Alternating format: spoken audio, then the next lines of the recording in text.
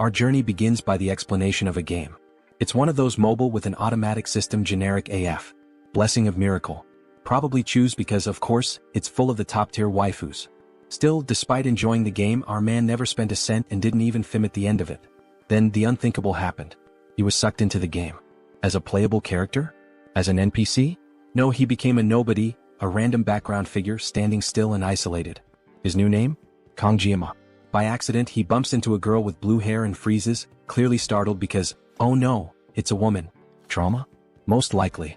He awkwardly asks if she's okay and she apologizes for the inconvenience. Fortunately for him, the game setting is Korea.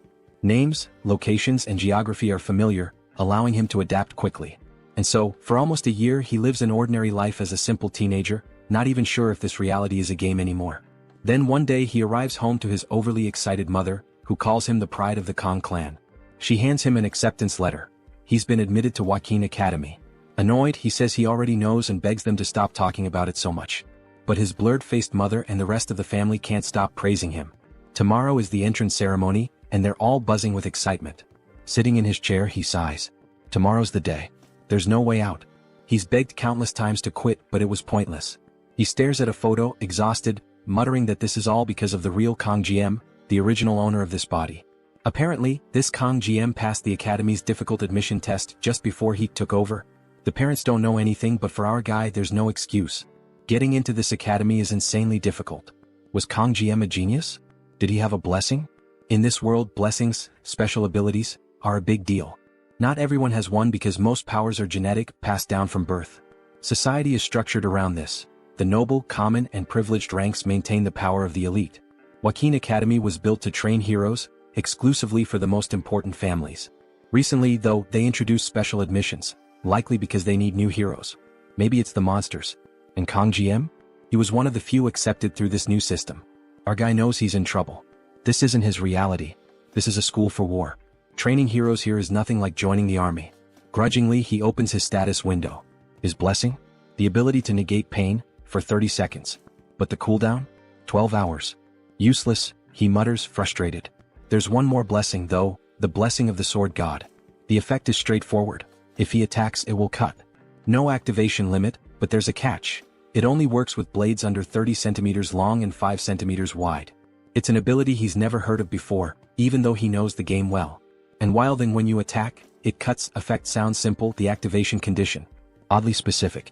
A blade shorter than 30 centimeters, like a sashimi knife. With no idea what's expected of him, he prepares for the ceremony, or remembers too late that he still needs equipment. At Joaquin Academy, even the cheapest E-rank weapons cost millions. Anything above C-rank is worth hundreds of millions, and A-rank or S-rank weapons are priceless treasures. The academy itself already costs a fortune. Asking his parents for more money isn't an option, but they require him to bring equipment. So, he shrugs it off and decides to visit any random shop. His solution? Convenience store sashimi knives. After all, Japanese knives are known for being sharp. And a master shouldn't blame their equipment, right? The scene shifts to the entrance ceremony. Someone stares at him and asks, "What exactly did you bring?" Our guy stands there, awkward and silent, surrounded by a pile of sashimi knives. He knows the rules. Anyone who doesn't bring decent equipment gets marked, an easy target for the wealthy students' bullying. The evaluator slams the table, furious, demanding to know if Kong thinks this academy is a joke. Why would anyone bring a pile of kitchen knives here? Kong, maintaining a serious expression, calmly replies that this is his equipment. The professor looks baffled, nearly yelling, but Kong interrupts him, telling him to calm down. He explains that he was accepted through the new special admission system, and his family doesn't have the luxury of buying expensive equipment. Kong points to the badge on his uniform, which clearly indicates he isn't from a wealthy family. To him, it's ridiculous that a professor at an institution claiming to treat everyone equally would act so prejudiced. He adds with confidence that blaming equipment is something only amateurs do. A true expert never blames their weapon. The professor, though stunned, is impressed by the boy's unshakable confidence and wisdom. Reluctantly, he grants admission to Kong, who just thanks him and walks off. In the background, murmurs arise from other students who overheard. Some of them, clearly irritated by the special admission label, mutter insults, even saying Kong stinks. The professor quickly shuts everyone up and orders them to leave once the evaluation ends. Kong doesn't stick around to argue. He dashes out, wanting to avoid these lunatics. Outside, the day has barely begun, yet Kong already feels drained. He expected judgment like this, but living through it still stings. At least he survived the evaluation. Now the only thing left is the classroom qualification test. But he's too far into this to quit. The next 3 years at this academy feel inevitable. As he looks around, he's taken aback by how massive the place is. It's more like a small city than a school. He has to admit though, it's pretty cool. It's surreal for Kong, who dropped out of high school in his old world due to family issues, to be standing here now. Then a voice over the intercom announces that tests are starting and instructs new students to gather in the training area. Everything feels like it's happening too fast, but a test is a test. Kong is determined to give it his best. Except for one little detail. He's never actually used a knife since coming to this world. He's completely unprepared. He remembers the professor's words, never let go of the knife no matter what. Holding it now, he wonders if the original Kong GM had been slicing sashimi at 2 years old or something. Kong unsheathes the knife and immediately, a blue aura surrounds it. The equipment meets the conditions, activating the blessing of the sword god. However, there's a catch. Kang's physical strength is too low, and the knife itself is at an equally basic level. To compensate, suppression kicks in, synchronizing the equipment with his abilities. Kong stares, amazed that just pulling the knife out triggered the blessing. Before he can process what's happening, something approaches, an overwhelming force that sends him into agony. He starts screaming as reality itself begins to warp around him. It's like he's rupturing the world. Desperately, he drops the knife and everything immediately snaps back to normal. He's left gasping on the ground, clutching his pounding head. So that's what activating the blessing feels like. If every use comes with this much pain, then he can't rely on it at all. The intercom voice drones on, calling students to the training field. Kong hesitates, staring at the knife on the ground. He doesn't want to leave it there, it's still technically his equipment. Summoning his resolve, he picks it up by the handle, only to be struck by another jolt like lightning. He screams again. The scene shifts to the training hall, located in a massive coliseum filled with spectators. Nobles are gathered, whispering about their children entering the academy. All eyes turn to the arrival of someone significant, the Sword Emperor Siegfried von Nibelung. His name alone draws reverence. A messy-haired chubby guy nearby declares Siegfried to be the strongest human alive. Siegfried descends, his gaze shifting sideways. Someone else has arrived, Medea Poison. Her name suits her venomous aura. She greets Siegfried playfully, noting it's been half a century since they last met. He remarks on her academy attire, mocking her for acting senile at 70. She retorts that every woman wishes to stay beautiful, offering to make him 10 years younger with her powers. Siegfried scoffs, saying character is what matters, not appearances. Medea laughs, amused that Siegfried hasn't changed. However, she slyly points out that his presence here signifies something unusual. Normally, Siegfried avoids mingling with the elite. Perhaps, she suggests, it's because of his granddaughter, who is among the new students. Siegfried dismisses the comment, calmly stating that things are about to begin. The artist must have decided to give everyone ridiculous UGO-level hairstyles. Meanwhile, our boy stands there with his plain black hair, wondering if he's the only one with a normal look. Everyone whispers about him being a special admission student. So, this is what it feels like to come from humble origins. Suddenly, there's a flash from the back and the murmurs intensify. Who's arriving now? Oh, the blue-haired girl. He already knew she studied here. Abel von Nibelung, the granddaughter of the sword god and, more importantly, the heroine of that game. The reason he got addicted. Hot and sneaky. The story explains the existence of a subspace, a separate reality where all attacks feel real, and the pain is fully experienced. However, since it doesn't interfere with the actual world, even murder is allowed there. The upcoming test is revealed. A battle royale competition inside the subspace. Students will be grouped in tens and their survival will determine their ranks. Medea announces there will be no equipment restrictions, while Siegfried points out this unfairly benefits the wealthy. She counters that the wealthy fund the academy, and the new special admission system was already a huge concession. In the crowd, Kong blushes. She's so much more beautiful in 3D, just looking at her leaves him rattled. Seeing the hopeful gazes of the other guys, he feels sorry for them. He knows the game well. Abel von Nibelung has a miracle blessing. In other words, she's tied to another protagonist. Beautiful people always have someone destined for them, so Kong decides it's best not to get involved.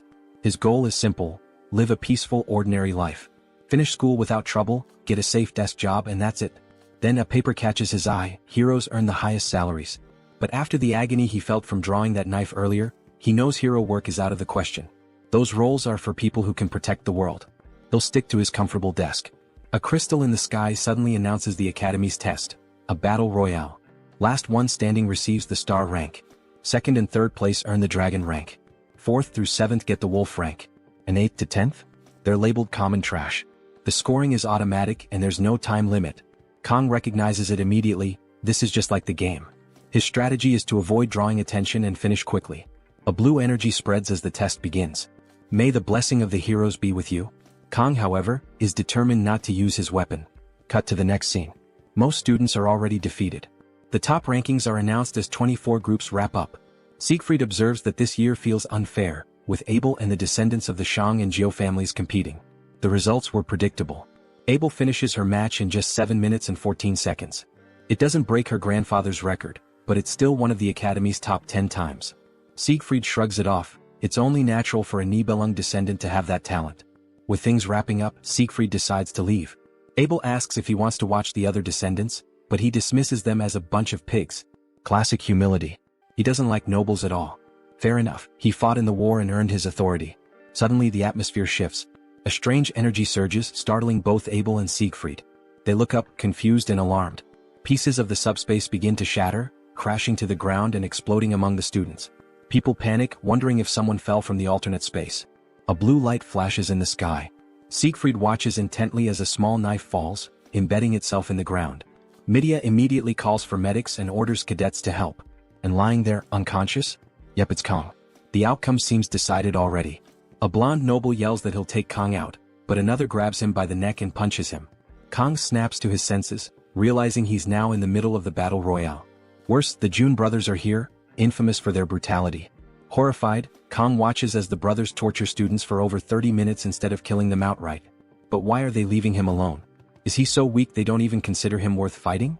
One of the brothers, holding the blonde noble by the neck, checks if he's dead yet. Then he throws another student to the ground, complaining that it's getting boring. He begins to count the remaining people. He glances at his brother and tells him to slow down, he's killing too quickly.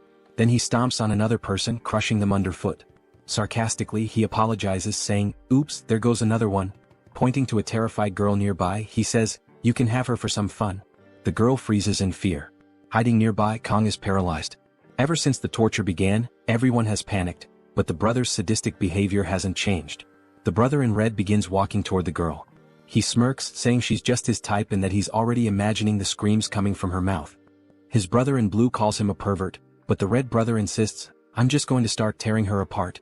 Suddenly, a voice shouts out, "You damn bastards." It's Kong, his voice trembling as he calls them out for their psychotic behavior. Even if this is a separate space, this is too much. The brothers pause and turn toward him, curious about who dared to speak up. They quickly notice he's a special admissions student. The red brother sneers and promises to crush Kang's head in an instant. As he advances, he adds that he'll rip Kang's tongue out for the insult. Kong panics, scrambling for a plan. He considers using his pain-nullifying ability, but it only lasts 30 seconds. The brothers have been at this for half an hour. What chance does he have? Then he remembers something, the sashimi knife in his bag. But there's a problem. Activating it will also trigger his blessing. Still, it's his only choice. The brothers hesitate as Kong pulls out the knife, which glows with a faint blue aura. He expects them to be frightened, but instead they burst into laughter. "Are you serious? What's that supposed to do?" Kong glances at the girl. She's alive for now. He steels himself. The red brother laughs again, promising to give Kong a painless death since he's so amusing. Then he lunges, aiming for Kang's head. Kong activates the pain-nullifying ability for 30 seconds, knowing this is his only shot. As the brother mocks him, calling it a kitchen knife, Kong prepares to strike. He knows it's now or never, cut or be killed. He remembers questioning why gangsters always use sashimi knives in movies. Back then he thought it was exaggerated. But now, as the knife slices cleanly through flesh, the brother's laughter turns to a blood-curdling scream. The chubby brother stares in horror as his arm falls to the ground with a heavy thud. A flashback hits. Kong, in a kitchen long ago, once asked his mentor about those movie scenes. His mentor, a former gangster, smacked him and explained, "In real life, skin and organs contract when stabbed. Cutting cleanly? Impossible." But Kong, as clueless as ever, joked that maybe his mentor wasn't skilled enough, earning another smack. Back in the present, the truth speaks for itself.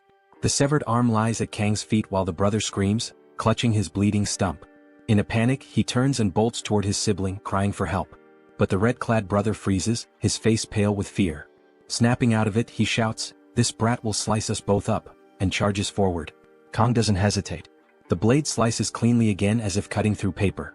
The fallen brother watches in horror as his sibling collapses. Looking down, he sees half of his brother's face staring back at him. The air is heavy with shock. A red-haired observer watches silently from the sidelines, stunned by what just happened. The blue brother tries to regain his composure. He reasons that they're in the void space, This must have been a fluke. Judging by Kang's awkward form, he's clearly an amateur.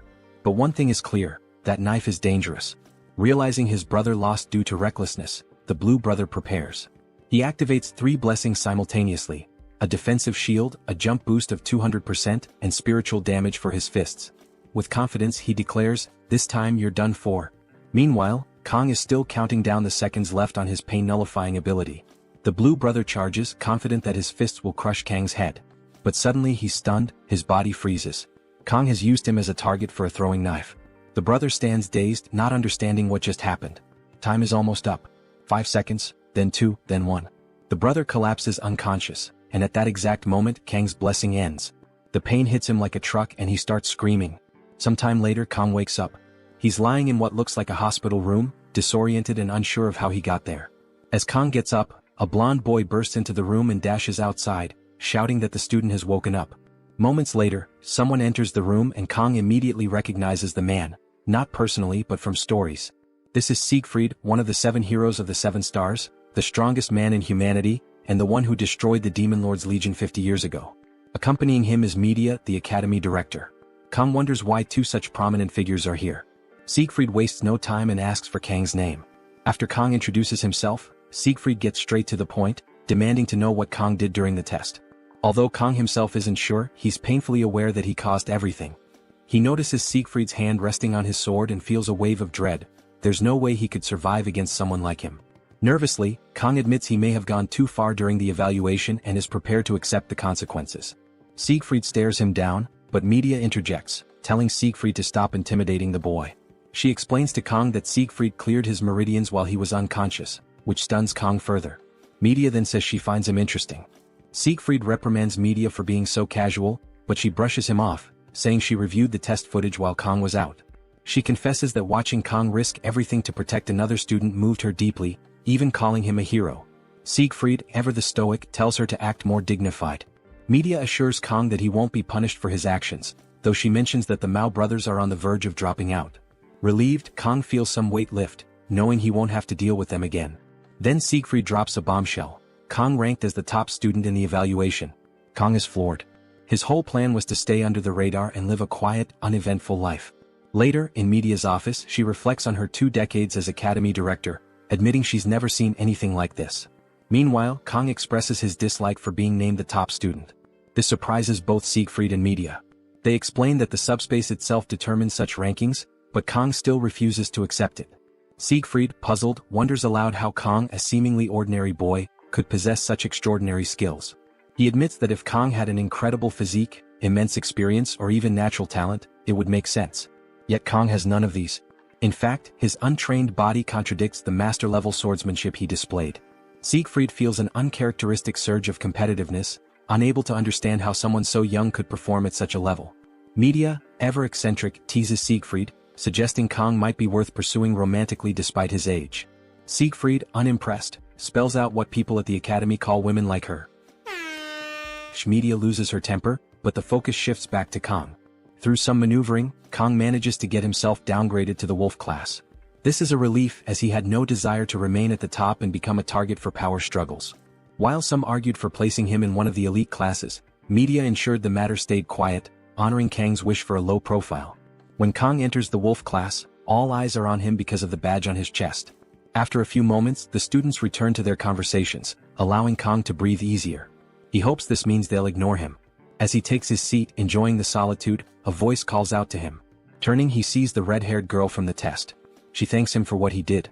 Kang brushes it off, saying anyone would have done the same, though deep down he feels like a hypocrite.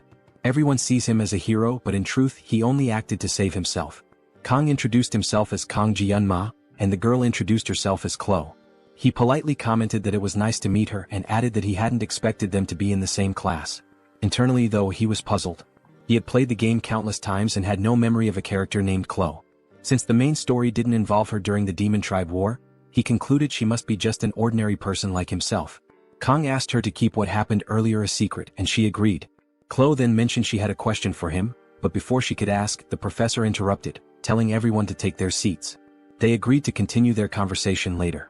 The professor slammed a notebook onto the desk, congratulating the class on their admission and reminding them they carried the pride of the hero Valor Draken. He introduced himself as Lee Won-bin, the instructor for the Wolf class, and ordered everyone to change into their physical training uniforms. Training would begin in 30 minutes. When a boy with glasses asked about the training objective, Kang immediately guessed it: Saitama's regimen. He joked internally, wondering if this meant everyone would eventually go bald. Kang approached the professor, who immediately called him by name, surprising Kang. He explained that he wasn't feeling well. The professor pondered aloud, saying basic training might not benefit the academy's top cadet, and suggested Kang move to the star class. Realizing that media must have informed the instructors, Kang quickly clarified that he just needed to use the bathroom and would return for training. Outside, Kang joined the others in running. Or more accurately, he lagged behind, struggling with his unfit body. He hadn't even finished the warm-up and was already exhausted. Chloe caught up to him, asking if it was really that difficult. Kang denied it, insisting he was fine, though he'd only managed 5 laps, while Chloe casually mentioned she was on her 9th. She encouraged him to keep going and ran ahead, leaving Kang stunned by how unprepared he was. Later, back at home, surrounded by empty bottles, Kang slammed one on the table in frustration. He was completely drained and starving. After just 1 week at the academy, he faced an unexpected problem: food. The scene shifted to the cafeteria, where Kang, desperate for pork, was told by the counter lady that he needed a meal ticket. When he checked the price, 50,000 won, he was devastated. That amount was nearly what he used to spend in an entire month. Frustrated, he leaned against the wall, sipping what little he could afford. Suddenly, a system notification appeared. His physical stats had reached level 12. This meant fewer restrictions and the ability to wield a weapon up to 38 centimeters long. He noticed his body becoming more defined, his evolution progressing rapidly thanks to the sword god's blessing. He realized his fear of using a sword during the ceremony was fading. Now, being without one felt strange. As Kang pondered the system's influence on his psyche, someone knocked on the door. It was Chloe, asking politely if she could come in. She noted she hadn't seen him in the cafeteria all week and wanted to check if he was okay. Kang explained he had been bringing food from elsewhere, reassuring her not to worry. Chloe mentioned she was planning to cook dinner but needed to buy ingredients. Before she finished, Kang was already outside, telling her to hurry up. He offered to cook instead, and later, after Chloe finished her meal, she praised how delicious it was. Noticing the empty plates, Kang asked why her fridge was stocked with so much fish. Chloe explained she lived near the beach. Kang remarked that it was perfect, as cooking fish was his specialty. Deciding to show off, he prepared sashimi using the sword god's blessing. With impressive precision, he finished in just 21 seconds, marveling at his own work. When Chloe asked how he became so skilled at cooking, Kang explained he had worked part-time at a Japanese restaurant. Chloe seemed unfamiliar with the concept of part-time work, highlighting their difference in social statuses. Kang simply smiled, saying he was glad she enjoyed the meal. Chloe offered to handle the dishes, leaving Kang to relax after a surprisingly eventful day. He stepped outside to admire the moon, feeling a rare sense of satisfaction after a grueling week. But his peace was interrupted by a sudden noise inside. Turning back, he saw Chloe struggling with the dishes. Clearly, this was her first time attempting such a chore. As he moved to help, a book tumbled from the shelf and landed open. Glancing at it, he realized it was a diary. His curiosity got the better of him and he began reading. One entry caught his attention. She had received help from someone in class and felt indebted to repay the favor. Smiling at the stickers adorning the diary, he thought it was endearing for someone her age. Flipping another page, he read about how her heart wouldn't stop racing whenever she saw the person who helped her. It dawned on him that she was talking about him. Amused, he turned another page only to find it filled with "I love you" scrawled over and over. Alarmed, Kang thought it might be time to quietly slip away. But Chloe had already noticed. Dropping a glass, she stared at him in shock and demanded to know if he had read it. The scene shifts to Chloe's backstory. Born into the infamous Cecilia family, she was trained from childhood to be an assassin. In their tradition, emotions were weaknesses, suppressed through rigorous conditioning. By the age of 15, Chloe had taken her first life. The family motto drilled into her was clear: assassins don't deny their talents. Despite her skill, the Cecilia family insisted their children keep a low profile at the academy, always enrolling in the lower-ranked common classes. Chloe accepted her fate, believing it was impossible to break free. Her life seemed predictable, until Kang appeared. During a subspace trial meant to test her resolve, she was prepared to face death calmly as she always had. But Kang disrupted the narrative. He yelled at her attackers, standing between her and harm. In that moment, Chloe saw something she had never experienced: someone fighting for another person. The memory of childhood fairy tales flashed in her mind, and for the first time, her heart raced uncontrollably. Was this love? Back in the present, the atmosphere between them grew tense. Kang, awkward and clueless, tried to shift the mood by commenting on the beauty of the night and thanking her for the meal. As he turned to leave, Chloe stopped him. "Did you see it?" she asked, her voice sharp. Feigning ignorance, he stammered, "See what?" But Chloe pressed on. He tried to deflect, mentioning the book and hoping she'd let it go. She didn't. Realizing there was no escape, Kang admitted he had read the diary. The air around her changed instantly. Chloe's demeanor grew cold as she reached for her sword. Kang's mind raced. He was on the 4th floor with no chance of jumping out the window. The only exit was through the door, but she stood between him and it. As she dragged her sword along the ground, her eyes lifeless and her movements mechanical, he realized she had entered an entirely different state, one far more dangerous. She wasn't the shy, awkward girl he had spoken to moments ago. This was her assassin side, awakened and intent on eliminating him.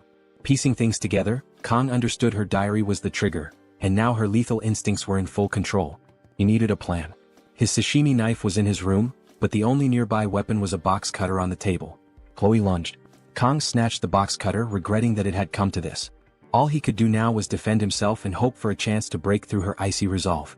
Kang activated the sword god's blessing, hearing the familiar phrase, "May the blessing be with you." As Chloe charged at him, he made an offhand remark about her hair being too long. With a single clean strike, the scene shifted and Chloe was lying unconscious on the floor. When she woke, she seemed dazed, muttering about where Gemma had gone. Her memories were fragmented. She recalled glancing at him by the window while washing dishes and wondered where her katana was. Spotting it nearby, she felt relieved but also remembered how she often lost consciousness after wielding it. Typically, her only memory after such moments was the old man's voice, praising her talent as an assassin. Collapsing face first onto her pillow, Chloe groaned in frustration. She had fainted at the worst possible time, while he was in her room. Her mind raced as she wondered if she had said anything embarrassing. Then she noticed the box cutter on the floor and touched her hair, realizing it was shorter. Confused, she checked the trash and saw the strands he had trimmed. As unstable as she was, Chloe interpreted this as an act of kindness. To her, he had been considerate enough to give her a haircut. Feeling touched, she opened her diary and began writing a heartfelt entry about how much she adored Gemma. Meanwhile, outside, Kang was throwing up. The blessing had saved his life, but he had overused its effect, burning through 5 extra seconds beyond the 9-second limit. Completely drained, he slumped onto a bench, lamenting how even the energy from dinner was gone. He started reflecting on Chloe's fighting style. Unlike most swordsmen who aim to disarm or incapacitate, Chloe's every move was designed to kill. Her strikes targeted vital points with terrifying precision, like a trained ambush specialist. Fighting her, Kang had genuinely feared for his life and instinctively aimed to counter with a lethal blow. Thankfully, the box cutter's short blade only managed to give her a haircut. Though she had fainted afterward, Kang was grateful the situation resolved itself. Life at the academy was proving far more dangerous than he had anticipated. Sitting there, Kang thought back to his life before falling into this world. He had been ambitious, a master of sashimi knives who had reached the pinnacle of his craft. Now in this game-like world, everyone seemed bound by their roles. The game was called Blessing of Miracles, named after the legendary blessing granted to the protagonist. Another blessing, Valor, was tied to Baylor Wakim. As far as Kang could remember, these 2 blessings were central to the story. The protagonist's mission was straightforward: save the world from the Demon King. But Kang? He had been chosen by a sashimi knife. Slapping himself in frustration, he tried to make sense of his predicament. The events at the academy were making him lose sight of his original goals. While he knew the key characters and major story beats, he didn't fully understand how this world worked. What he did know was that the game's main storyline was about to begin. The protagonist's blessing should have activated by now, signaling their arrival at the academy. According to the storyline, major events would escalate in the 2nd semester of the 3rd year. That's when the demon race would attack the academy, igniting a war between demons and humanity. This conflict would eventually spiral into a full-scale world war. Kang couldn't deny the story's cliches. Back when he played the game, he had quit halfway through, finding it predictable despite its challenges. But now, living in this world, the looming war felt terrifyingly real. The question wasn't if it would happen, it was whether he could survive it. For now, Kang had 3 days to prepare. He could either find a way to escape this world or, failing that, grow stronger to endure it. Somewhere in this chaos, he hoped for a happy ending. After all, the protagonist would surely survive, but Kang needed power to protect himself. Yet he couldn't draw too much attention, or he'd be dragged into the front lines against the Demon King's army. The day's events taught him he needed to be more cautious when using the Blessing of Pain. Checking his stats, he noted that his performance was better than expected. Strangely, the interface seemed to reveal more information each day. While stats like mental strength made sense, the assimilation rate stat puzzled him. Clicking on it only brought up a message: access restricted. The more he tried to unravel the mysteries of this world, the more questions arose. But one thing was clear: he needed a real weapon. Relying on a box cutter and the Blessing of Pain for 30 seconds wasn't going to cut it anymore. He needed a sword that wouldn't activate the blessing. Luckily, he remembered that next month's exams offered a reward, Murasame, a rank B blade. If he could master it, it would be sufficient to graduate from the academy. Its design ensured the sword god's blessing wouldn't trigger, making it an ideal primary weapon. Of course, this meant more effort than he wanted to put in, but there wasn't much choice. As he sat, someone called out and he turned to see a girl with cyan-colored hair. It was obvious who she was. Looking battered, she boldly claimed the bench as hers. Kong just stared at her, dumbfounded and unsure how to respond. "Say something, man," she yelled again, telling him to move aside. Caught off guard, Kong couldn't help but notice how surreal she looked, even after seeing her multiple times. Spacing out for a moment, he was about to get up when she clarified that he didn't need to leave, just sit next to her. Even though she was stunning, her claim about the bench being hers was ridiculous. It was public space after all. Deciding it was best to avoid any unnecessary interaction, Kong stayed quiet, hoping to steer clear of the protagonist's storyline. Still, her beaten-up appearance caught his attention, and he found himself glancing at her, marveling at her beauty despite her condition. Out of nowhere, she mentioned that the stars were most visible from this spot. Her sudden comment left Kong scrambling for words, his lack of social skills painfully evident. Was this really Abel? The granddaughter of the sword saint and the protagonist known for being hard to approach? She turned to him asking if he used the sword. Kong, confused, wondered how she knew. She explained that her grandfather had told her that swordsmen have a certain look in their eyes. For a moment, Kong worried that she might have figured out his secret. Abel then asked if he wanted to hold her sword, making it clear she knew he recognized her. Kong found it odd. Why would she bother asking that when everyone at the academy knew who she was? He admitted he sort of knew her, to which she replied that she didn't know him. Her bluntness only added to his confusion. She commented that it was a cliché for someone to know her name while she didn't know theirs. Kong, uninterested in getting involved, questioned why he should share his name with someone he'd just met. Abel explained it was always good to know people. You never knew who might be a spy for the Demon King. She added that it was suspicious for him to be alone in a spot where she usually trained. Realizing he was being indirectly threatened, Kong quickly turned the tables, suggesting she could be the spy. Abel clarified that she was there to train. Kong responded that he was doing the same. Curious, Abel asked what kind of training he was doing to remain so calm. Kong said it was breathing exercises. Noticing the wounds on her hands, he complimented her dedication. Abel confirmed that people didn't understand the pressure of carrying Siegfried's bloodline. She explained that she needed to be perfect because any sign of weakness would attract opportunists. This year she admitted she wasn't the top student. It was the first time she had been defeated, and while it was frustrating, she also found it oddly relieving. However, she was determined to find out who had surpassed her and defeat them next time. Kong asked if it was worth taking so seriously. Abel replied that it was a matter of pride. She even begged her grandfather to reveal the person's identity, only to learn they weren't even in her class. The worst part? They had just joined the academy. Realizing she was oversharing, Abel apologized, saying she shouldn't talk about such things with someone she'd just met. Intrigued, Kong asked why she was telling him all this. Abel replied it was because he seemed weak. Her family's motto was to be firm with the strong and kind to the weak. Finally understanding her kindness, Kong realized she thought he was trash. Well, that explained why she was so difficult to approach in the game. Deciding it was time to leave, Kong wished her a good night. As he turned to go, she demanded his name. The scene shifted to the classroom.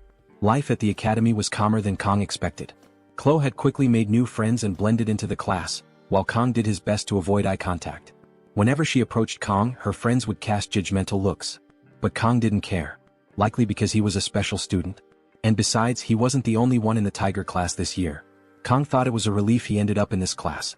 At the start of the semester, the Star and Dragon classes would usually form political factions. Even in the game, that nonsense had annoyed him. Now he was glad he didn't have to deal with it. Walking with his phone in hand, Kong wondered what to eat. That's when Medea handed him a black card, apologizing for forgetting to give it earlier. Apparently it was her personal card. Kong was stunned. So this is what being a sugar baby feels like, he thought. Still, the best part was that he hadn't disrupted the flow of events so far. If he kept this pace for the next 3 years, the future he envisioned might come true. Despite this optimism, the war looming ahead was never far from his mind. Later, in class, a professor lectured about a war 700 years ago between the Demon King and the hero of Wacken. Afterward, Draken founded the academy with his 7 disciples to prepare future heroes. The professor emphasized this would be on the test, but Kong was nearly falling asleep. He already knew the story.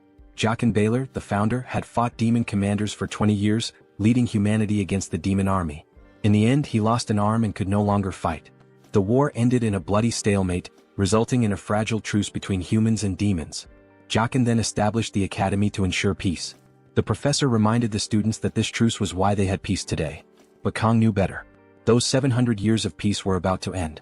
As the lecture wrapped up, Kong wondered if he should tell Medea. But what consequences would that bring? Medea often seemed like she wanted to leave the academy as soon as possible, but Abel was the first to awaken an anomaly thanks to the Lord Poet. She was also the first of the 7 heroes to step forward and protect the students. Unfortunately, Kong also knew her fate. She would be the first to be sacrificed by the Demon King. He wished he didn't know that. The professor ended class, reminding everyone about the upcoming exam in 2 weeks. As students left, they chatted about something exciting. Kong stayed behind trying to recall what it was. Then it hit him. It was May 5th. He overheard students by the door saying someone wasn't destined for their class but for the star class. Kong knew exactly who they meant. Today marked the arrival of the protagonist of this world, Leon von Reinhardt. With him came the end of 700 years of peace. Kong already hated Leon with his ridiculously cliché face and the way every woman fell for him. If only this were an R-rated story where guys like Leon met early, tragic ends. Leon's charisma had already drawn in Rachel, the Saint of the Sword, Saki Ryojo, the daughter of the Saint of the Bow, and even Abel. His party members were extraordinary. Despite Kang's disdain, Leon's blessing of miracles made him humanity's first choice for the hero's journey. Except calling it a choice was generous. People were forced to join the war. Kong remembered that even the legendary hero Valor had only managed to defeat the Legion's first commander. Imagining the strength of the true Demon King was surreal. Leon walked into the classroom, greeting students with his radiant smile. Then he noticed Kong and flashed him a grin too. Kong immediately sensed something off but reminded himself of what the blessing of miracles could do. He was sure Leon would handle everything. Leon's trustworthy aura made it seem like he could solve any problem. Suddenly the scene shifted. Kong was at the training hall swinging a sword. Since it was a longer blade, the blessing of the sword god didn't activate, allowing him to practice uninterrupted. He desperately needed to master the basics of swordsmanship. Earlier, Rachel had approached him, asking if she'd done something wrong. Kong almost lost his composure but kept calm since they'd be stuck together for at least a year. He assured her everything was fine and she looked relieved. But Kong was still confused, trying to piece together her identity. There was also the mystery of how she could wield a sword even when unconscious. Her expression seemed to cry for help, yet her sword radiated murderous intent. If it came to killing, Rachel might be more dangerous than even the notorious evil brothers. Rachel apologized for what had happened earlier and offered to make it up to Kong by cooking him another dinner. She promised to do her best, even if her cooking wasn't as good as his. Kong hesitated, vividly recalling her wielding a sword. The problem was the way she seemed to glow as she begged. It was hard to refuse. But in his mind he pictured himself waking up in the morning, sliced into pieces and stuffed in the fridge. That's when an idea struck him. Instead of dinner, he asked if she could do him a favor. Rachel looked puzzled and Kong explained it was something only she could help with. Blushing, she asked what it was. Kong then requested her help with swordsmanship training. At the training hall, Kong realized how urgently he needed a teacher. Chloe with a sword in hand was terrifying. Every night before bed he'd watch YouTube videos on how to survive Yandras. When Chloe arrived, cheerful as ever, she asked when he'd gotten there. Kong, already on edge, replied he had just arrived. Chloe mentioned she'd been waiting for him since 6:30. Kong frowned, reminding her they'd agreed to meet at 8. Her innocent expression didn't fool him, and he was reminded of her unhinged nature. Still, his attention momentarily drifted to her toned abs, finally understanding the source of her strength. Chloe handed him a sword and asked why they weren't using real ones. Kong was stunned. Who trains with a real sword? He explained that, since it was just practice, wooden swords were safer. Chloe gave him a sweet smile and said he was kind for not wanting to hurt her. Then she swung the wooden sword, slicing through the air with a sharp whoosh. Kong broke into a cold sweat, realizing even a wooden sword could shatter his skull. He checked the system, relieved the blessing of the sword god hadn't activated. Yet, the synchronization stats still confused him. Chloe called out, asking if something was wrong. Kong quickly reminded himself only he could see the system. Turning to her, he said, "It's my first day, so maybe go easy on me." Preparing himself, Kong asked if they could start. In his past life, he had always valued practice. He believed that mastery required more than just physical effort. It demanded total dedication. At the academy, his progress came from observing himself and learning to self-correct. He noticed his sweaty palms and unsteady stance. Reminding himself that swordsmanship required precision, he braced for the training. But Chloe leaped toward him. Kong wasn't fully prepared and the blade was already near his neck. It wasn't clear if he dodged or if the blade nicked his cheek. Panicking, he yelled, asking why she wasn't going easy on him. Chloe, unfazed, switched the blade to her other hand and prepared another strike. Kong managed to block it, but the force sent his arm flying upward, leaving him trembling. Feeling a surge of confidence after the block, he attempted a counter-strike. But before he could land it, Chloe was already airborne. Kang found himself questioning how Chloe kept getting faster with every move. Perhaps her first attack had been just a warm-up. He blocked again, but the force cracked the wooden hilt, sending him stumbling backward. Chloe's relentless barrage continued. Though Kang managed to hold his defense, each strike made him fear for his life. Worse, he couldn't find any opening to counterattack. Suddenly his wooden sword shattered. Chloe apologized, saying she didn't mean to break it, but admitted she hadn't thought it was so fragile. Then she froze. The broken sword's altered length activated the blessing of the sword god. The system kicked in, reshaping Kang's personality and reducing his humanity. A dark aura enveloped him as the heat activated, and Chloe instinctively backed away, visibly terrified. The system coldly announced Kang's humanity was slipping away. In the midst of this transformation, Kang's perception shifted. He was now standing in his old kitchen under a bright spotlight. Confused, he wondered if everything had been a dream. Noticing a fish on the counter, he remembered he was supposed to prepare it. Thinking he'd used the chef's Chinese knife, the system interrupted, rejecting his choice. Trying another knife, he faced the same denial. In the end, his only option was the sashimi knife. Reluctantly, he picked it up, fearing the pain the system might inflict. But instead, he felt rejuvenated.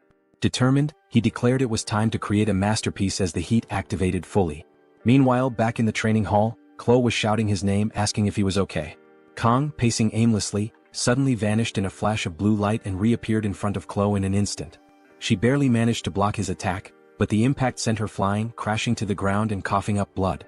Chloe, shaken, realized Kang had become an entirely different person in mere moments. His behavior now resembled a deranged protagonist's. When Kang struck again, she dodged narrowly, struggling to comprehend how a single hit had overpowered her. Weak and unable to stand properly, Chloe begged him to stop. Inside Kang's mental world, he was baffled. The fish on the counter was now dodging his cuts and, even more bizarrely, speaking. Listening closely, he realized it was calling his name, Jama. Looking at the sashimi knife, Kang remembered who he was. Then, as if awakening from a dream, he recognized the fish as Chloe pleading for him to regain control. The blade slammed into the wall beside her, missing by a hair. Kang, barely managing to stop himself, let go of the sword just before it struck her. Chloe opened her eyes, stunned she wasn't hurt. Kang suddenly pulled her by the waist. For a moment, it seemed like a setup for a kiss, but instead he told her they should stop for the day. Chloe asked if he was okay, but Kang casually thanked her for the practice and walked away. She couldn't believe this lunatic had almost killed her and then left as if nothing had happened. Later, as Chloe returned to her room, she reflected on the day. Kang's power wasn't just raw strength, it carried an unusual, almost instinctive energy. Even with the broken sword, she realized she had no chance against him. Suddenly, a voice interrupted her thoughts. Knox Audier, a second-year student she addressed as her brother, commented on her enjoyment. Chloe's demeanor shifted instantly. Knox mocked her, asking if she was now associating with insignificant people like Kang. Chloe snapped back, telling him not to insult others. Smirking, Knox warned that if she continued spending time with Kang, the Audier family would eliminate him. Lowering her head, Chloe retorted that even if the entire family came after Kang, they wouldn't be able to defeat him. Without waiting for a reply, she walked away. Knox remained behind, pondering Kang's name. Meanwhile, Kang was beginning to realize that his power wasn't a blessing or divine favor. It felt more like a curse. Determined to stop relying on the sword god's dangerous influence, he resolved to find new equipment. Yet the strange power seemed to defy his will, controlling his body and urging him to cut deeper, destroy more. For a fleeting moment, he lost all control, feeling utterly free yet bound like a puppet. It was only Chloe's desperate scream that finally snapped him back to reality. He glimpsed fragments of another reality and instinctively let go of the sword, breaking its hold over him. His body seemed to know that holding onto the blade any longer would mean losing himself forever. Strangely enough, it was Chloe, the Yandra girl who once wanted to kill him, who snapped him back to his senses. While part of him resented that the power had activated because Chloe broke the sword, he couldn't deny his gratitude. He left quickly, but the question lingered: how could he prevent this power from ever awakening again? This so-called blessing from the sword god was far more of a curse. Kang began to realize that activating it came at the cost of pieces of his life. 3 days later, the classroom buzzed with energy. A purple-haired student tried to chat with Chloe, but she brushed him off, saying she'd check it out later. All she could think about was Kang Jiama, who hadn't shown up that day. Earlier, she had knocked on his door and heard groans of pain but hadn't dared to barge in. She feared breaking the door might make him hate her, so she left. Yet she realized how much she enjoyed secretly watching him, whether he was fighting or simply lost in thought. Oh Chloe, you're the definition of a Yandra. She'd lost count of how many times she'd spied on him, always making sure not to get caught. Another day passed, making it 4 since anyone had seen Kang. The teacher silenced the class, scolding them for wasting the opportunity to study at such a prestigious academy. Since it was raining, they would have an indoor study session. But even the teacher couldn't help noticing Kang's prolonged absence. He chose to trust the boy and hoped he'd return soon. As the lesson began, the classroom door opened, startling the teacher. "Who dares to arrive late?" he barked. The figure approaching was unfamiliar, taller, colder, and more imposing. Chloe called out to him in confusion. Wait a second, where was the kind-hearted Kangjiyama? This version looked like a bad boy, and naturally the girls were swooning. The teacher dismissed the commotion, urging everyone to take their seats. Whispers filled the room as students wondered if this was the same special admission student. Someone even commented that he looked more handsome now. Of course they love bad boys. Kang sat with a brooding expression that practically screamed he hated the world. When class ended, everyone headed to the cafeteria. Chloe approached Kang asking what had happened. He brushed it off, claiming it was nothing serious. She pressed further, mentioning his absence and expressing her worry. Flashing a faint smile, he thanked her for her concern, but Chloe could tell he wasn't being entirely honest. In truth, Kang had endured a harrowing 3 days. He had been bedridden, convulsing, and mentally drained. The curse of the sword god had inflicted unbearable pain, leaving him too weak even to eat. When he finally looked in the mirror, he barely recognized himself, skeletal and with strands of his hair turning white. This was the price of meddling with that cursed power. Spotting Chloe's guilty expression, Kang decided to ease her mind. "Is your dinner offer still open?" he asked casually. Chloe, flustered, misheard him and asked him to repeat it. When he did, she lit up with joy, eagerly agreeing. Kang felt relieved to see her so happy. She asked what he'd like to eat, promising to prepare anything. He requested fish, mentioning it had been a while since he last ate it, and the last time hadn't ended well. As he began to explain, something red brushed past his neck. Turning his head, he noticed a strange plant radiating energy. He shifted his gaze and spotted someone standing nearby. It was Nox Audier, his crimson eyes glowing with mischief. Chloe froze in fear. Kang immediately asked if she knew him. Locking eyes with Nox, Kang stepped forward, demanding he speak. Nox didn't say a word, simply smirking as his aura intensified. Kang braced himself, wondering what kind of trouble was about to unfold. Chloe urged Kang not to get involved with Nox and demanded the man leave. Despite her attempt to sound firm, Kang noticed her trembling voice betrayed the fear she held for this individual. Nox sneered, questioning whether Kang was worth breaking the rules for. He added that Chloe, no matter what she claimed, could never truly sever ties with the Cecilia Audier clan. Chloe snapped back, declaring she had no connection to the clan anymore. But Nox only laughed, saying the blood on her hands bound her forever. The family she was born into would always claim her. Kang silently observed, piecing together that Chloe was being treated as some kind of renegade, caught in the middle of a deep family feud. Nox demanded she abandon that thing and return to the clan. But Chloe's anger flared, shouting at him not to call Kang a thing. Kang, already weary of his growing list of problems, began recalling what he knew about the Audier clan from the game. They were infamous for their unmatched skill in assassination, a shadowy group that emerged halfway through the storyline. Despite their lack of raw power compared to other heroic houses, their precision and brutal upbringing molded every member into a deadly weapon. To Kang, Nox seemed to fit the mold perfectly. The real oddity was Chloe, so cheerful and kind in contrast. Still, as Nox stared down at them with unshaken resolve, Kang noticed Chloe trembling beside him, biting her lips so hard it bled. She just wanted a normal life. But Kang knew that for someone like her, born into a clan like the Audiers, that dream was nearly impossible. Just as his cursed blessing tied him to a cruel fate, Chloe's birth had chained her to a life of violence. Kang wasn't a hero, nor did he aspire to be one. But he couldn't stand by and do nothing. Deciding to face Nox, Kang felt a rush of determination. If he couldn't escape his curse, then he'd use it. He asked Nox if he was ready, calmly declaring that he wouldn't run anymore. The time had come to move forward. Elsewhere, their instructor was deep in thought, concerned about Kang's recent demeanor. A student interrupted with a teasing comment about his grumpy expression leading to baldness, but he brushed it off irritably. Suddenly, an urgent call came through. The instructor's expression darkened as he learned about the brewing confrontation between Kang Jianma and Nox Audier. The subspace arena was being prepared. In the arena, Kang stood ready. He hadn't expected the setup to be so quick, but it didn't matter. This wasn't reality, so physical harm wasn't a concern, though the mental strain would still be real. As the crowd gathered, Kang couldn't help but note the irony. All he ever wanted was to avoid attention, but now he stood center stage, a gladiator in a coliseum. Chloe, visibly shaken, stood by his side, guilt weighing heavily on her. Kang reassured her, thanking her for the equipment she'd lent him. She warned him that Nox was dangerously strong, the greatest genius in the family's history. Kang dismissed the title as overdramatic. Titles didn't matter, winning did. The announcement for the duel rang out. Kang turned to Chloe one last time, telling her not to worry. "The world is full of geniuses," he said with a confident smirk, "and that's why I'll win." As the doors opened, Kong stepped into the subspace arena. The crowd roared, and he felt like a gladiator under the watchful eyes of the elites, even spotting familiar faces like Abel.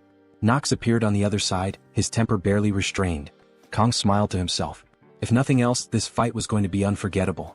Nox demands to know if Kang can't differentiate between bravery and foolish arrogance. He questions why Kang even showed up wielding such a pathetic excuse for a blade. The dark aura surrounding him begins to ripple toward Kang, who instantly recognizes it as pure killing intent. Kang smirks, replying, "A skilled fighter never blames their weapon." Nox, visibly on edge, opts to end things swiftly. A crow materializes behind him, and he declares he'll begin by ripping out Kang's insolent tongue. Kang takes a moment to analyze the situation, noting Nox's outrageously overpowered equipment. Wait, he's using a Hongran blade? An S-rank weapon? That's just ridiculous. Still, Kang isn't surprised. He expected the guy to have an advantage, but Kang came prepared too. His weapon of choice? A simple sashimi knife borrowed from Cielo's kitchen. The drone descends, signaling the start of combat with a radiant blue light. "May the blessings of the heroes guide you," it announces. The crowd quiets as the two opponents face off. Kang wastes no time, activating blessings to suppress pain and calling upon the sword god's blessing. His eyes glow white, giving him an almost demonic presence. The spectators whisper in shock. Was this going to be more than the simple mismatch they expected? The battle erupts with a flurry of strikes, each faster than the last.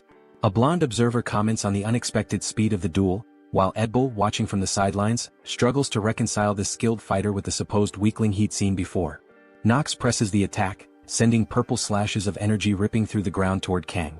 Yet every strike misses. Frustrated, Nox leaps into the air, activating his three-headed crow technique. A violent purple aura surrounds Kang, and Nox is confident the boy's finished. But in a blur of blue, Kang vanishes, reappearing on the opposite side of the arena, untouched. The crowd gasps as whispers ripple through the stands. Even Abel can't figure out how this newcomer is holding his ground against someone as formidable as Nox. Nox recalls Cielo's warning that Kang wasn't ordinary, but he convinces himself Kang is merely relying on agility. Still, seeing Kang fight with kitchen knives fuels his rage. When one of Kang's knives falls to the ground, Nox sneers. "What kind of plan is this?" he demands. Kang remains silent, extending his arm and pointing the remaining knife, adorned with floral designs, at Nox. The absurdity of the gesture leaves Nox baffled, but he decides to end this farce with his full power. He boasts about the might of his Hongran blade, but before he can strike, Kang disappears again. Time seems to freeze as Kang reflects on his desire for a simple, unnoticed life. But since he can't escape this path, he resolves to cut through it perfectly. In an instant, Nox's arm is severed, flying across the arena. The audience falls silent as Nox stares in disbelief, and Kang appears behind him.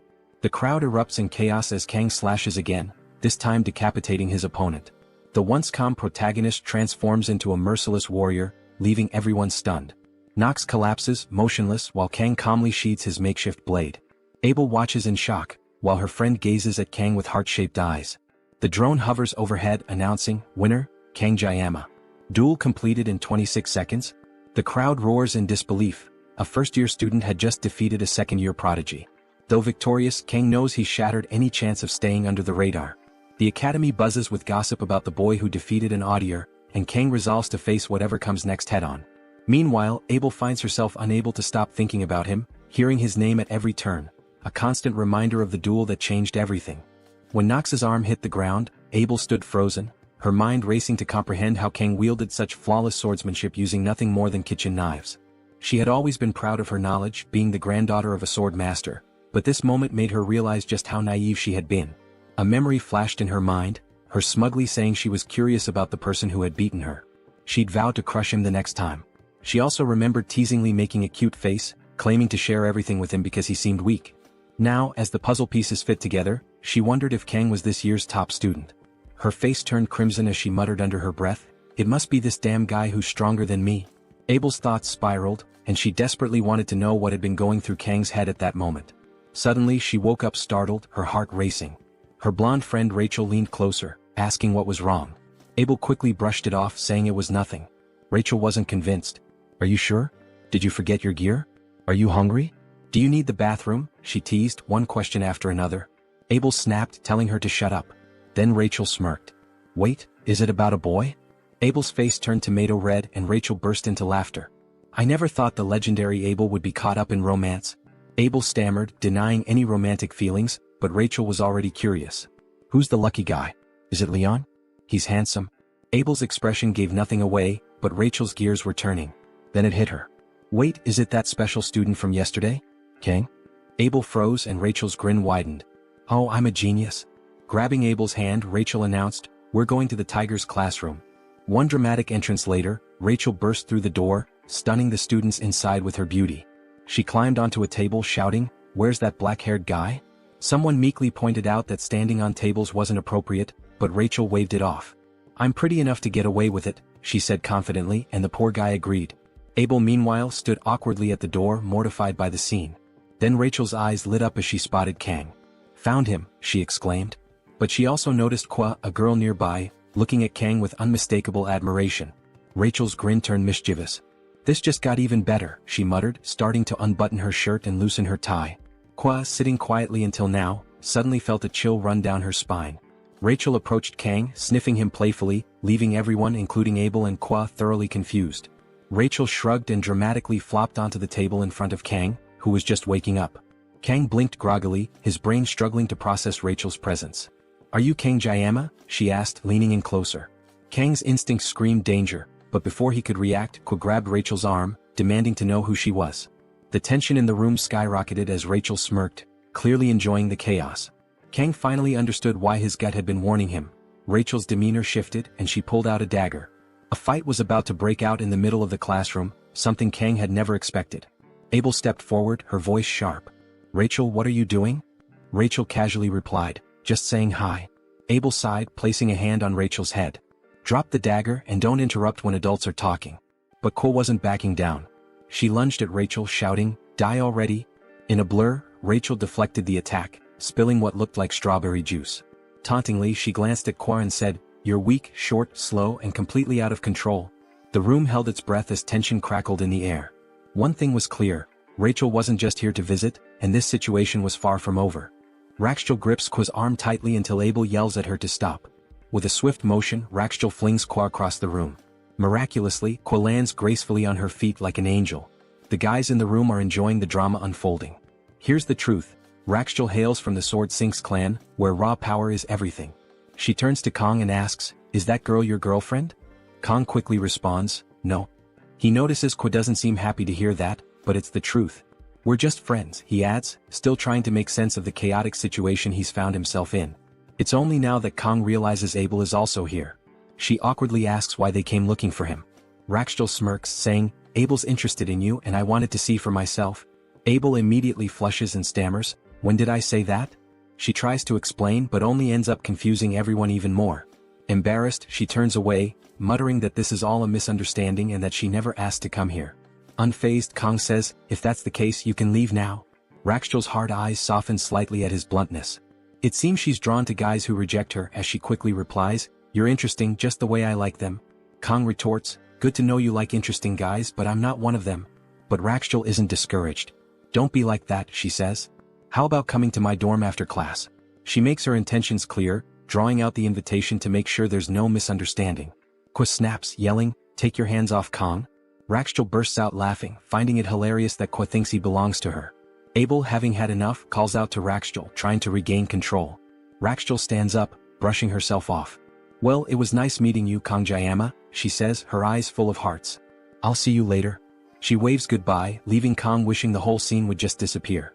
The moment they turn around he goes back to sleep. Abel pauses for a moment, glancing back at him, and oh no, she has that look. She's definitely crushing. She quickly turns away and follows Rachel out. In the corridor, Rachel reflects on Kang's cold gaze. She realizes there's a difference between someone being cold and the sheer intensity in his eyes. When he looked at her, she felt like her throat could be slit. The encounter had far exceeded her expectations. She had gone there just to toy with him, never expecting to find someone like this. For her clan, finding exceptional warriors for breeding purposes is a priority. She starts considering Kong as a valuable resource. Maybe that Netflix invite could lead somewhere after all. She teases Abel, saying, it's no wonder Kong caught the attention of the invincible princess. Then she abruptly apologizes. Abel brushes it off, saying, you should apologize to the students whose class you interrupted. But Rachel replies, I'm not apologizing for that. I'm apologizing for Kang Jayama. Unfortunately, I'm the one who's going to enjoy him. Meanwhile in the hospital, Nox has just woken up, muttering, "I'll kill that bastard." Before the fight, he was known as the genius of the audiers, and his body had never known defeat. Nox considers sneaking into Kang's dorm at night to kill him but hesitates as he recalls the sheer aura Kang exuded during their duel. Determined nonetheless, he shoves a nurse aside and storms out, vowing to rally every audier to take Kang's head. Nox also plans to reclaim Chloe, whose potential he believes might even surpass his own. The timing feels perfect. His nocturnal techniques are at their peak effectiveness. Confident, he opens the door only to freeze in shock. There sits Kang casually eating an apple. Nox expected some sort of peculiar defense, but Kang simply looks up and asks, "What's the senior doing here?" Nox is caught off guard and can't respond. Nothing happens and we cut to the next day where Chloe nervously bites her nails. Despite her frustration, she's the one who drew her blade. Irritated, she mutters about whether Kang prefers women with huge airbags. If that's the case, she might have to kill someone. Kang interrupts her thoughts by calling her name. Snapped back to reality, Chloe asks what he needs while reluctantly lowering her blade. Kang calmly asks, "How's Nox doing?" She hesitates before replying, "He's in the medical wing." "That's strange," Kang muses. "I don't remember injuring him." Chloe shrugs, saying she hasn't visited him but heard he was admitted despite showing no visible injuries. "Don't worry, I'm sure he's fine," she adds. Kang doubts Nox is the type to break down from a trivial defeat but can't shake the feeling that he might be planning something. Curious, he asks Chloe, "Where's Nox's room?" Back in the present, Nox trembles as Kang calmly eats an apple in his dorm room. Nox, his voice shaky, asks, "See, can I have an apple?" Kang raises a brow and points out, "You're asking while I'm already eating it?" Kang glances around and comments, "The Audier family must be loaded to give you a room like this all to yourself." Nox, still confused, stammers, "How did you even get in here?" Kang doesn't answer. Instead, he picks up a knife, making Nox tense up. Is Kang here to finish the job? But Kang simply resumes slicing his apple with expert precision. Nox can't help but marvel at his skill, wondering why he's so good at cutting fruit. Kang places the neatly sliced apple on Nox's desk. "When your digestion's not great, fruit can help," he says. Nox realizes he's being humiliated. Anger twisting his face, he grabs his blade, ready to retaliate. But Kang freezes him with his next words. "If you even think about revenge, I'll personally go after the entire Audier family." Nox is stunned into silence. Kang walks to the door, shuts it behind him and leaves without another word. Outside, Kang sighs, a smirk creeping onto his face.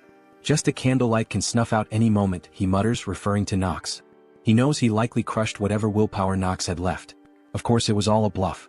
Kang couldn't possibly wipe out the entire Audier family in 30 seconds. Maybe a few, but he'd rather avoid unnecessary bloodshed. As he walks away, Kang reflects that he feels like he's in the eye of a storm. This wasn't the plan, but he's adapting. If Nox backs off, it'll be one less problem to deal with. But Kang's real concern lies elsewhere, with the crazy girl who was meant to be the protagonist's first approach in the original story. He knows he needs to plan his next move carefully. With the upcoming competition looming, Kang resolves to take it seriously. The reward, the legendary Murism, is something he desperately needs. The challenge? It's going to take longer than 30 seconds to win. The test involves defeating demonic monsters in teams of 5, emphasizing teamwork over individual strength. Fortunately, Kang already knows the monsters will be D-ranked mermen. Unfortunately, he remembers how awful they were in the game. Facing them in real life? Not ideal. At least they aren't sirens, demonic humans far worse than mermen despite their pleasing appearance. Sitting on a bench, Kang reflects on his month in this world. The peaceful evening reminds him of the tranquility he once hoped for. Even though 700 years have passed since the humans and demons signed a peace treaty, skirmishes and conflicts have persisted. He recalls the Vasman dispute 50 years ago, when the 6th Legion's commander claimed to have resurrected the 1st Legion commander, breaking the treaty. Flashes of the past surface in Kang's mind. Vasman landing a punch on a white-haired soldier while media clamored for Sieg. A younger version of the legendary hero emerges, cutting through demons with his blade. Humanity triumphed, birthing 7 heroes, sacrifices in their own right. The outcome deterred both factions from escalating the conflict further. Yet, Kang vividly recalls someone mocking, calling him humanity's strongest as absurd when all he did was kill the 6th commander. Sitting on the bench, Kang reflects, is this really the peace they fought for? Memories flood back, especially of the 1st commander, Baylor Joachim, who sealed away the 1st Legion leader. He knows that in 4 years the demons will launch their second assault, bringing the Demon King's first appearance. But for now, dwelling on it won't help. Kang shifts his focus to the upcoming tests. Annoying as it may be, he knows he needs allies. The problem? His phone's contact list is completely empty. No friends, no connections. It dawns on him that his newfound fame at the academy could work in his favor. If that's the case, he's determined to recruit the best people to secure the top score. Despite his dream of a quiet life, he's resigned to the fact that he'll have to achieve it the hard way. A week passes and Kong grows increasingly anxious. Not a single person has approached him to join their team. Reflecting on how he sliced through Nox, he wonders why no one has reached out, only to realize everyone is terrified of him. Looking around, he notices Chloe, also an outsider, hasn't been invited to any group either. Approaching her, he asks if she's found a team. She admits she hasn't. Kong is surprised since she once had friends. Seeing an opportunity, he suggests she join him. "We just need 3 more people," he says. Chloe agrees without hesitation. She's an exceptional fighter and Kong feels confident in his choice. Considering his limited stamina, Chloe's strength is worth 1,000 of him. As Chloe beams with happiness, their moment is interrupted by someone shouting Kang's name. It's Rachel declaring, "I'm back to play with you." Kong sighs, already annoyed. When he asks why she's there, she replies, "I just told you, didn't I?" Rachel starts muttering something about the big guy arriving, prompting Kong to demand she get to the point. On the verge of tears, Rachel complains about his cold demeanor. Ignoring her theatrics, Kong tells her to stop calling him my Jiang. Rachel feigns deafness, pretending she didn't hear. In her usual clumsy manner, she collapses onto a desk, her airbags landing first, and claims she's just a bit unsteady today. Switching topics, Rachel asks if Kong has a group for the test. Without thinking, he says no. Rachel's eyes light up as she invites herself to join his team. Grabbing his chin teasingly, she says, "Gotcha now?" Kong brushes her hand away, questioning why she'd want to team up with him when she has plenty of admirers. Smirking, Rachel responds, "Because it'll be way more fun with you." Kong explains he already has a team with Chloe. Rachel grins and declares that's perfect. Now they only need 2 more people. Kong, baffled, wonders if she realizes she's risking her score by teaming up with him. He looks at Chloe, who seems fine with the idea. Reluctantly, he agrees. Rachel claps her hands, declaring, "No turning back now." When Kong asks who else she plans to recruit, Rachel grins and mentions a name that freezes him. Leon. The protagonist. Kong trembles, questioning what karmic misdeed led to this. All he ever wanted was a quiet life, and now he's stuck with Leon, Rachel, and Abel, characters he desperately wanted to avoid. While the girls might be manageable, Leon's presence threatens to completely derail everything Kong thought he understood about the future. He considers backing out, but Rachel doesn't give him a chance. The moment he agrees, she submits the team registration, locking him in. For the first time, Kong genuinely feels the urge to stab someone. Chloe notices his distress and asks if something's wrong. She mentions that since Rachel entered, Kong hasn't seemed like himself. He brushes it off, saying he's just surprised to be in this situation. Chloe reassures him, stating she's confident in his abilities. Kong starts reconsidering. He invited Chloe, so he can't abandon her now. Besides, this group is probably the strongest in the academy. Maybe he just needs to stay optimistic. When he asks about the team meeting, Chloe replies, "That giant blonde said it's at 6 in the cafeteria." The scene shifts to a cafe humorously named Starbucks with 2 S's. Chloe slams her cup on the table, declaring how delicious her drink is, while Kong looks horrified at its $35 price tag. Muttering robbery, he begrudgingly buys a $7 espresso, the cheapest option, and hates every sip. His phone buzzes. It's Rachel, claiming she's already at the cafe and asking when he'll arrive. Annoyed, Kong tells her to just come in. Moments later, Rachel bursts in, apologizing for being late, with Leon following behind her. Rachel scans the room, spots Kong and Chloe, and asks if they've been waiting long. Meanwhile, Leon's gaze locks on Kong.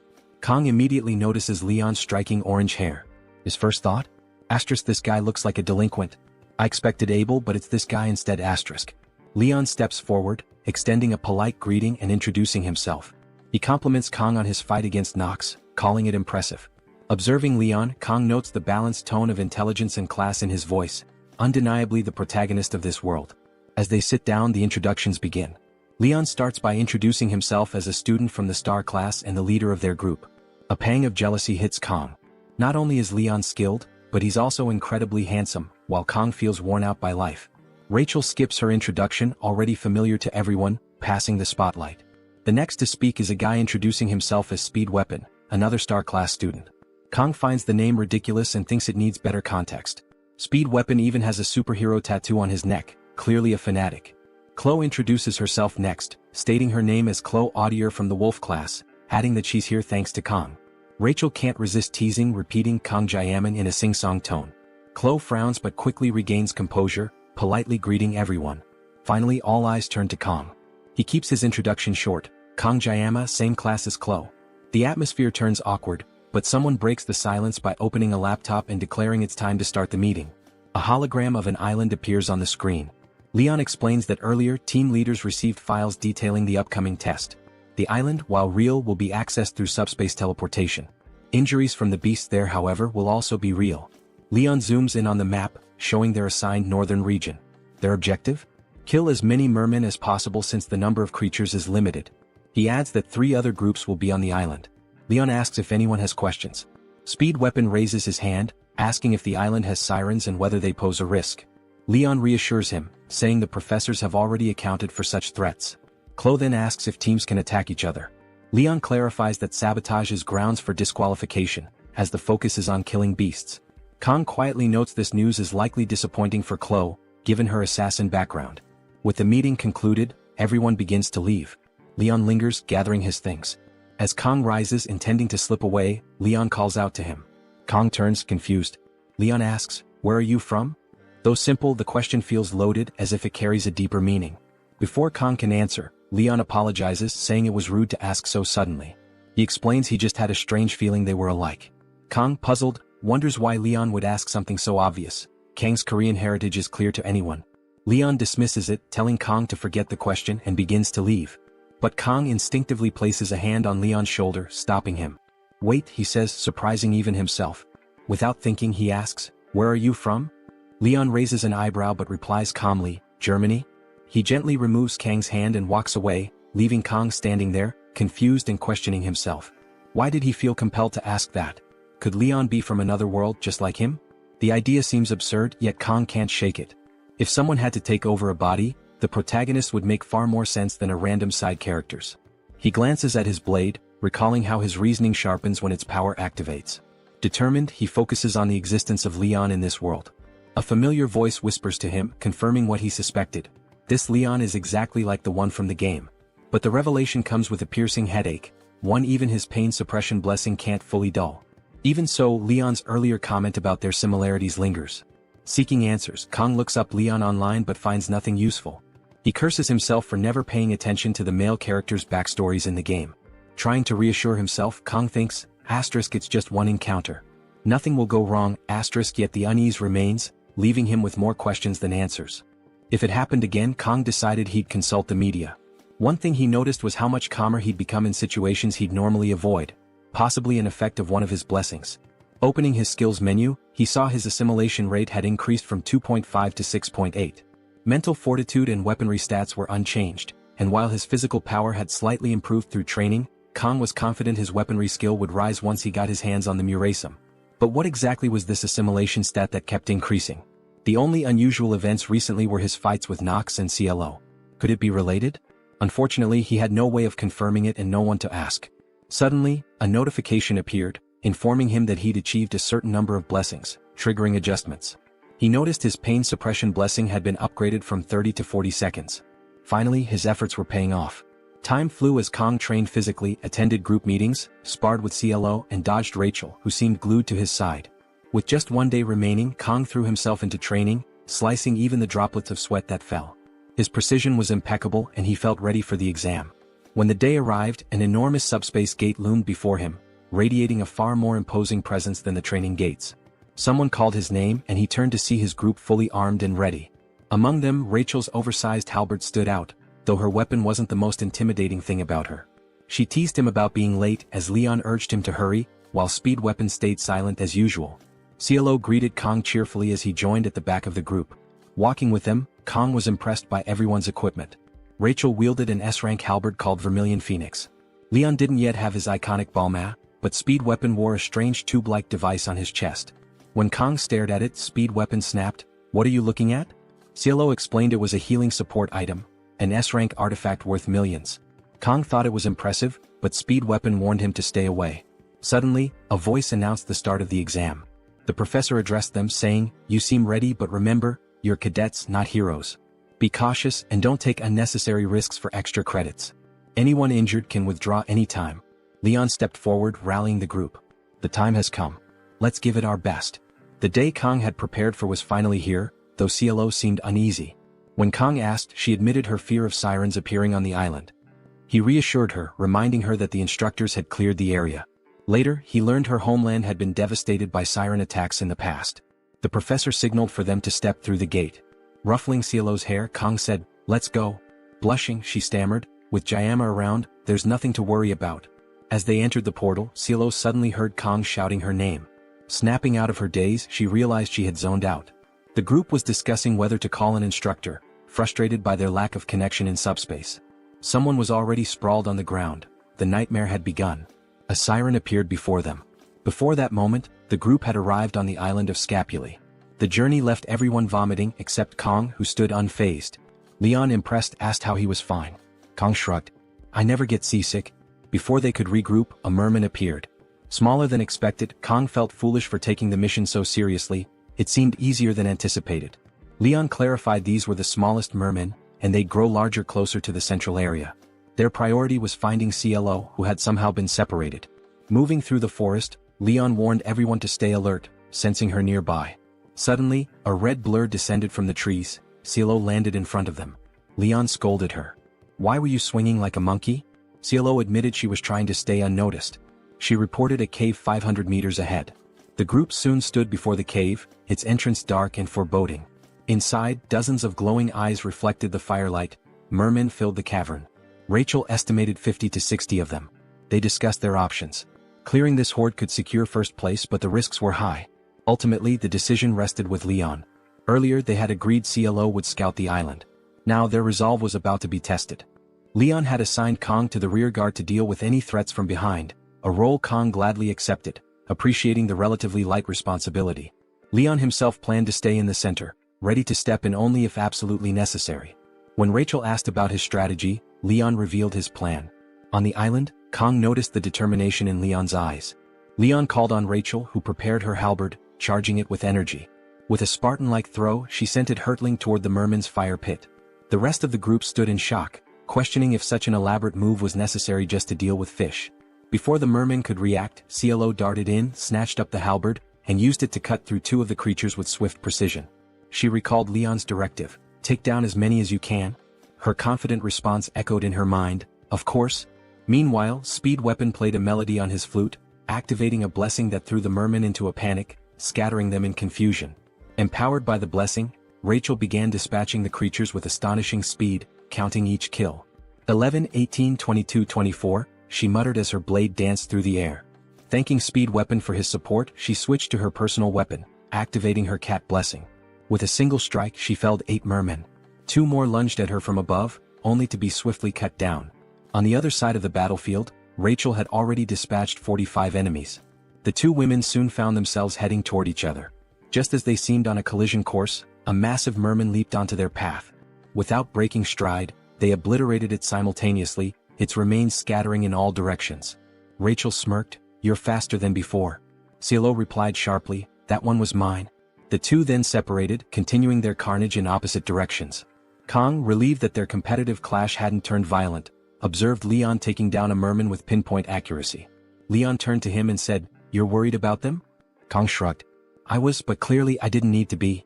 The 60 mermen in the cave had been utterly decimated. Leon, satisfied, reminded Kong to trust in his allies and declared it time to move forward. Kong couldn't help but admire how well the plan had worked. Though in truth, it mostly relied on sending the 2 powerhouses to handle the heavy lifting. As Kong mulled over their success, a sudden blue flash appeared. Before anyone could react, the light pierced Leon's chest. Time seemed to stand still as gasps echoed through the group. Kong turned to see the source, a demonic siren, its presence chilling. Rachel screamed in disbelief, "Why is it here?" Speed Weapon questioned how this could happen when the cave had already been cleared. Panic threatened to overwhelm the group, but Kong forced himself to stay composed. He stepped forward, his voice cutting through the chaos. "I'm the only one thinking clearly right now."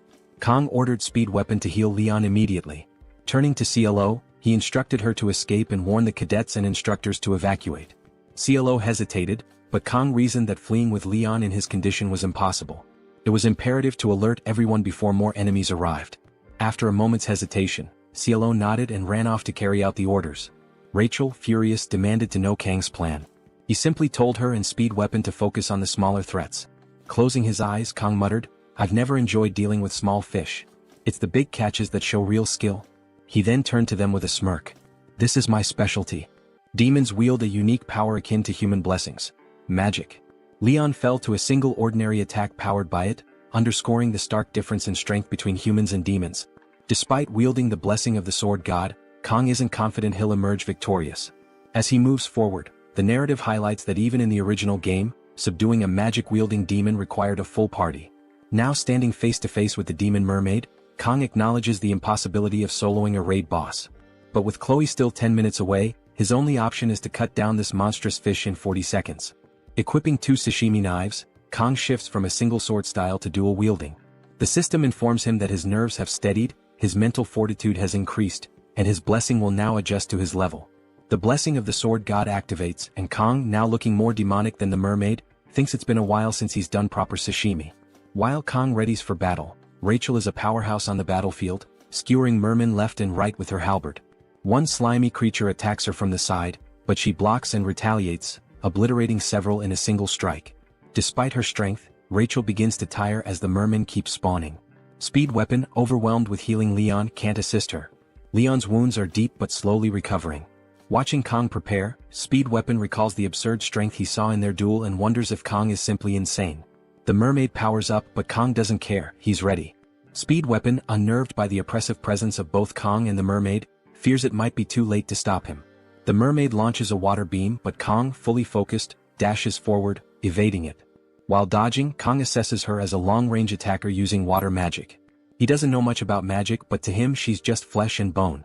When the mermaid fires another beam, Kong jumps over it and slashes at her. She uses her water magic to distort the attack, making it feel as though he's cutting through water. Attached to the pond, she readies a water drill aimed at Speed Weapon. Just as she's about to strike, Kong slashes off one of her fins. The cut is too shallow and she retreats into the water before he can follow up. Kong recognizes the difficulty of predicting her movements and wonders if she's targeting the injured on purpose. Speed Weapon calls out to him and Kong briefly checks on Leon, asking if they're holding up. Speed Weapon confirms they're fine, and Kong charges back into the fight, telling Leon he's counting on him. Speed Weapon, reflecting on Kang's words, recalls a past conversation about heroes sacrificing themselves for hope. While the academy is full of aspiring heroes, Speed Weapon hasn't seen anyone embodying those ideals, at least not in the dragon class. Watching Kong fight, Speed Weapon realizes that Kong might be the hero he's been searching for, even if Kong himself rejects the title. The mermaid summons glowing piranha-like creatures and launches them at Kong. With impressive agility, he dodges and spins through the attack, noting that these magic fish are slower than the water beam. The fight intensifies as Kong continues his relentless assault. The magic fish missiles begin tracking Kang's movements, adapting to his evasive maneuvers. The mermaid, clever and cunning, hurls a massive stone at him, aiming to trap him between the homing fish and the rock. But Kong, ever resourceful, slices the stone into blocks midair and avoids the attack entirely. As the battle progresses, Kang's movements become sharper and faster. He effortlessly dodges the homing fish, frustrating the mermaid, who grows more annoyed with each passing moment. In retaliation, she launches even more fish his way and swiftly moves to target Speed Weapon. Rachel yells a warning, snapping Speed Weapon's attention to the mermaid's true intentions. It's clear now, she's been aiming for the healer all along. In a game, taking out the healer first is a solid strategy, but it seems her ultimate target is Leon, the supposed hero. Speed Weapon, bracing for the worst, is sure his end is near. However, Kong, still dodging the fish, manages to slash the mermaid's arm. It's another shallow cut, and Kong chastises himself for not dealing a more decisive blow. Furious at losing her arm, the mermaid channels her anger into the severed limb, powering it up. It slams into the ground, unleashing a devastating beam of light that tears through the side of the cave. The homing fish trailing Kong collide with the mermaid, erupting on impact. Meanwhile, outside the cave, a blue-haired student and their alluring instructor notice the power beam. The student remarks on the flash of light and the roaring sound that followed. Rain begins to fall, and the instructor, smiling cryptically, suggests they move quickly and evacuate the wounded. Though she attributes the phenomena to lightning and thunder, her demeanor is suspicious. Back in the cave, the beam attack has caused cracks and a massive opening. The retreating mermen are in disarray, searching for their queen. Rachel notices the shift in their behavior, while Kong, annoyed, reflects on his failed attempts to land a fatal blow. He suspects the mermaid is buried under the debris but doubts she's dead. His suspicions prove correct when a sudden surge of aura emanates from the rubble. Emerging dramatically, the mermaid leaps from the debris, her aura flaring and anger palpable. Kong removes his jacket and tosses it to Rachel, instructing her to protect Speed Weapon and Leon now that the smaller mermen are gone. Rachel acknowledges the order while Speed Weapon, still playing his flute, watches in disbelief. Initially thinking Kong was a madman, He now wonders if he's witnessing the rise of a legend. Kong rolls up his sleeves, finally free to focus on the fight. With only 10 seconds left, he resolves to make up for lost time. The mermaid, enraged and wielding all her power, charges at him with relentless fury. Kong, undeterred, closes his eyes to center himself.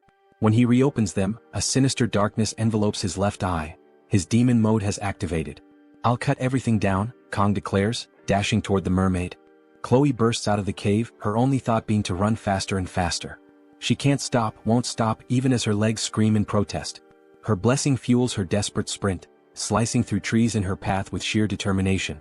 Despite the pain and exhaustion, she pushes forward, Gioma's instructions echoing in her mind. She must find the instructors.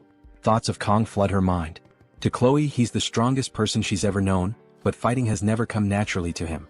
He only draws his blade when absolutely necessary, and even then, it's with reluctance. She reassures herself that Gioma made the right choice in trusting Kong with this battle, though the mermaid's strength unnerves her. Chloe wishes she were stronger, capable of lending a hand, but her doubts are interrupted by a distant explosion from the cave. She stops briefly, glancing back at the blast, her eyes welling with tears. She whispers a desperate prayer for Gioma's safety, but there's no time to linger. With renewed urgency, she sprints forward, dodging obstacles, sliding through mud and shouting for anyone to help. Her voice cracks as she cries out, rain mixing with her tears, but her sharpened senses detect something, a merman presence to her right. Acting instinctively, she leaps and attacks, only for her strike to be parried. The defender is none other than Abel, the main waifu, who meets Chloe's gaze with equal surprise. As Chloe lands, she gasps out an apology for the attack, relieved beyond belief to have found someone. Exhaustion overtakes her and she collapses to the ground. Abel's group, busy fighting off mermen, accuses Chloe of being insane for ambushing them. They prepare to retaliate, but Abel halts them, recognizing Chloe's face. Barely conscious, Chloe begs for their help, explaining that Gioma is in grave danger. Meanwhile, Speed Weapon is awestruck by Kang's battle against the demonic mermaid. Watching him fight is like witnessing a master chef skillfully handling a live fish on a cutting board. Speed Weapon realizes Kong isn't just holding his own, he's overwhelming the enemy. Each move is precise, each deflection calculated. Using his severing technique, Kong slices the mermaid's tail into perfect sashimi-like cuts, a display so clean it almost makes one hungry. Even Rachel, heir to the Spear clan and no stranger to power, is stunned by Kang's skill. Speed Weapon, noticing her amazement, begins to think the mermaid might actually die at this rate. But their moment of awe is shattered when Rachel spots an attack headed their way. She pushes Speed Weapon aside, angrily scolding him for daydreaming in the middle of a fight. The destruction from the attack reminds them of the stakes. They aren't facing an ordinary fish, but a demonoid mermaid with devastating magic. Kong and Speed Weapon share a moment of doubt, wondering how they'll handle the mermaid if she uses magic too powerful to counter. The mermaid, now infuriated by Kang's resilience, unleashes her needle squall technique, transforming raindrops into acid-tipped spikes. Kong moves swiftly, dodging and parrying as best as he can, but the acid begins corroding one of his knives. Without hesitation, Kong hurls the knife at the mermaid, slicing her cleanly in half. The mermaid freezes, stunned, her expression one of disbelief as she processes what just happened. Kong, looking more like a demonoid himself, steps forward, ready to end her. But before he can land the finishing blow, the mermaid summons a grotesque tower of mashed mermen from the pond, using it as a shield. Kang's slash lands, but instead of striking her, it cuts through the writhing mass of mermen. He stares in shock as the mermaid, still alive, screams in rage and pain. The mermaid grins wickedly and digs her claws into her own stomach, ripping out her demonic core. Without hesitation, she swallows it. The core begins to radiate power, swelling in her throat until it looks like she's got a grotesque goiter. With her glowing throat aimed at Kong, she prepares a devastating magical beam, her desperate all-or-nothing final attack. Speed Weapon, watching in terror, screams at Kong to get out of the way, but it's too late. Kong freezes, unable to evade, and the beam hits him directly. The scene shifts, and we see Kong standing in a vast expanse of water, bewildered and trying to piece together what just happened. He touches the water, realizing he's not alone. Surrounding him is an endless blue ocean under a sinister, demonic red sky. A voice calls out, "It's the system." The system begins to explain something, but Kong cuts it off, declaring, "I already know." Suddenly we're back in the fight. Instead of dodging the mermaid's magical beam, Kong had spun his knife midair, catching it in a reverse grip. With rain pouring in chaotic sheets and death bearing down on him, Kong had calmly severed not just the mermaid, but her magic too. This is the truth of his blessing. Whether it's magic, tangible or intangible, if Kong slices it, it gets cut. The rain pours relentlessly, drenching the battlefield. Kong stands over the lifeless body of the demonic mermaid, his knife and her corpse drenched in blood and rain. The mermaid's twisted, wrinkled form lies motionless, her head at an unnatural angle. Kong looks absolutely monstrous, his expression cold as he gazes down at her. A faint bubbling noise emerges from her body, and Rachel and Wet Pen exchange worried glances. Is it really dead? Wet Pen mutters nervously. Without hesitation, Kong raises his knife and delivers another slash, severing the mermaid's head. He kicks it into a nearby crater without a second thought. Wet Pen stands frozen in disbelief. He did it? Kong Jayama, a freshman, defeated a demonoid on his own, he whispers. Rachel and Wet Pen are still reeling from what they've witnessed when blood suddenly pours from Kang's wounds. His body falters as he drops his knife and collapses to his knees. Rachel rushes to his side, cradling him as she calls out for help. Meanwhile, Wet Pen notices movement near the cave's entrance. His hand instinctively moves to his weapon as he braces for another attack. But instead of the merfolk returning, he spots familiar faces, Abel and her group, carrying an unconscious Chloe. Relief washes over Wet Pen. It's about time they showed up, he mutters. One of Abel's team members shouts, "What the heck is that?" Their eyes land on the wreckage and the mermaid's mutilated body. Rachel clings to Kong, tears streaming down her face. Why is a mermaid here? And why is everything destroyed? Abel demands. The students gather around, taking in the scene. Abel's sharp gaze lands on Kong, her annoyance growing as she notices Rachel holding him close. Jealousy flickers across her face. Abel takes a moment to evaluate the situation. Despite the chaotic battle that left Kang's team battered and bruised, he seems relatively composed, though gravely injured. Abel thinks to herself, how can someone this young achieve so much? When she asks what happened, Wet Pen doesn't hold back. You expect me to believe the Academy scouted this island properly? What a joke, he says bluntly. Abel tries to rein him in. Explain properly, she insists. Wet Pen narrows his eyes. You don't have to believe me, but here's the truth. A demonic mermaid appeared out of nowhere and Kong defeated it, alone. Abel listens intently, but skepticism clouds her expression. A freshman killed a demonoid on his own? That's absurd, she mutters, though the evidence lies before her. As she processes Wet Pen's words, Abel reflects on her own prestigious lineage, descended from legendary heroes. Yet compared to Kong she feels ordinary. The sheer gap in their abilities stirs a mix of admiration and dread within her. Finally, Abel orders her group to start healing Kong. The guy is dying here, Wet Pen grumbles. Rachel continues to hold Kong tenderly, marveling at his strength. He's my age, yet he fought a demonoid alone and won. It's unbelievable. Abel, both impressed and irritated, watches silently. Wet Pen interrupts her thoughts, asking, You contacted the Academy, right? Yeah, Abel replies. Wet Pen hesitates before continuing, Don't tell them everything. Something doesn't add up. What do you mean? Abel asks. Wet Pen explains, if they scouted this island, how did a demonoid just appear in a cave cadets could easily find? It doesn't make sense. Abel stiffens, glancing toward her unconscious teammate. Suspicion creeps into her mind as Leon, standing nearby, speaks coldly. You think there's someone from the demon faction within the Academy, don't you? Wet Pen shakes his head. That's not exactly what I meant. But the uneasy tension lingers, and Abel's sharp gaze suggests she isn't ruling anything out. They can't rule out the possibility of a spy, and it's undeniable that this cave isn't easy for cadets to miss. As Wet Pen points out, if it weren't for Kong Jayama, Leon's group would have been slaughtered by the demonoid. But the question remains, how did this even happen? The story reveals that, despite conflicts during the 700-year truce, demons had never dared to target cadets of the Joaquin Academy. There was even a clause in the truce stating such an act could justify war. Abel begins to comprehend the potential gravity of the situation. This could be a spark for war. Wet Pen notices Abel's frozen expression and snaps her out of it. I know what you're thinking, he says, but we're jumping the gun here. Sure, it's wise to be cautious about the possibility of a spy, but it's way too soon to assume that's the case. Leon nods and adds, if there really is a spy in the Academy, Kong will become their prime target as soon as word gets out that he defeated a demonoid alone. Wet Pen agrees but expresses his concern. I don't think it's fair to keep all of this under wraps after everything Kong did for us. Abel steps forward with a plan. We should talk to my grandfather, the Sword Emperor, she suggests.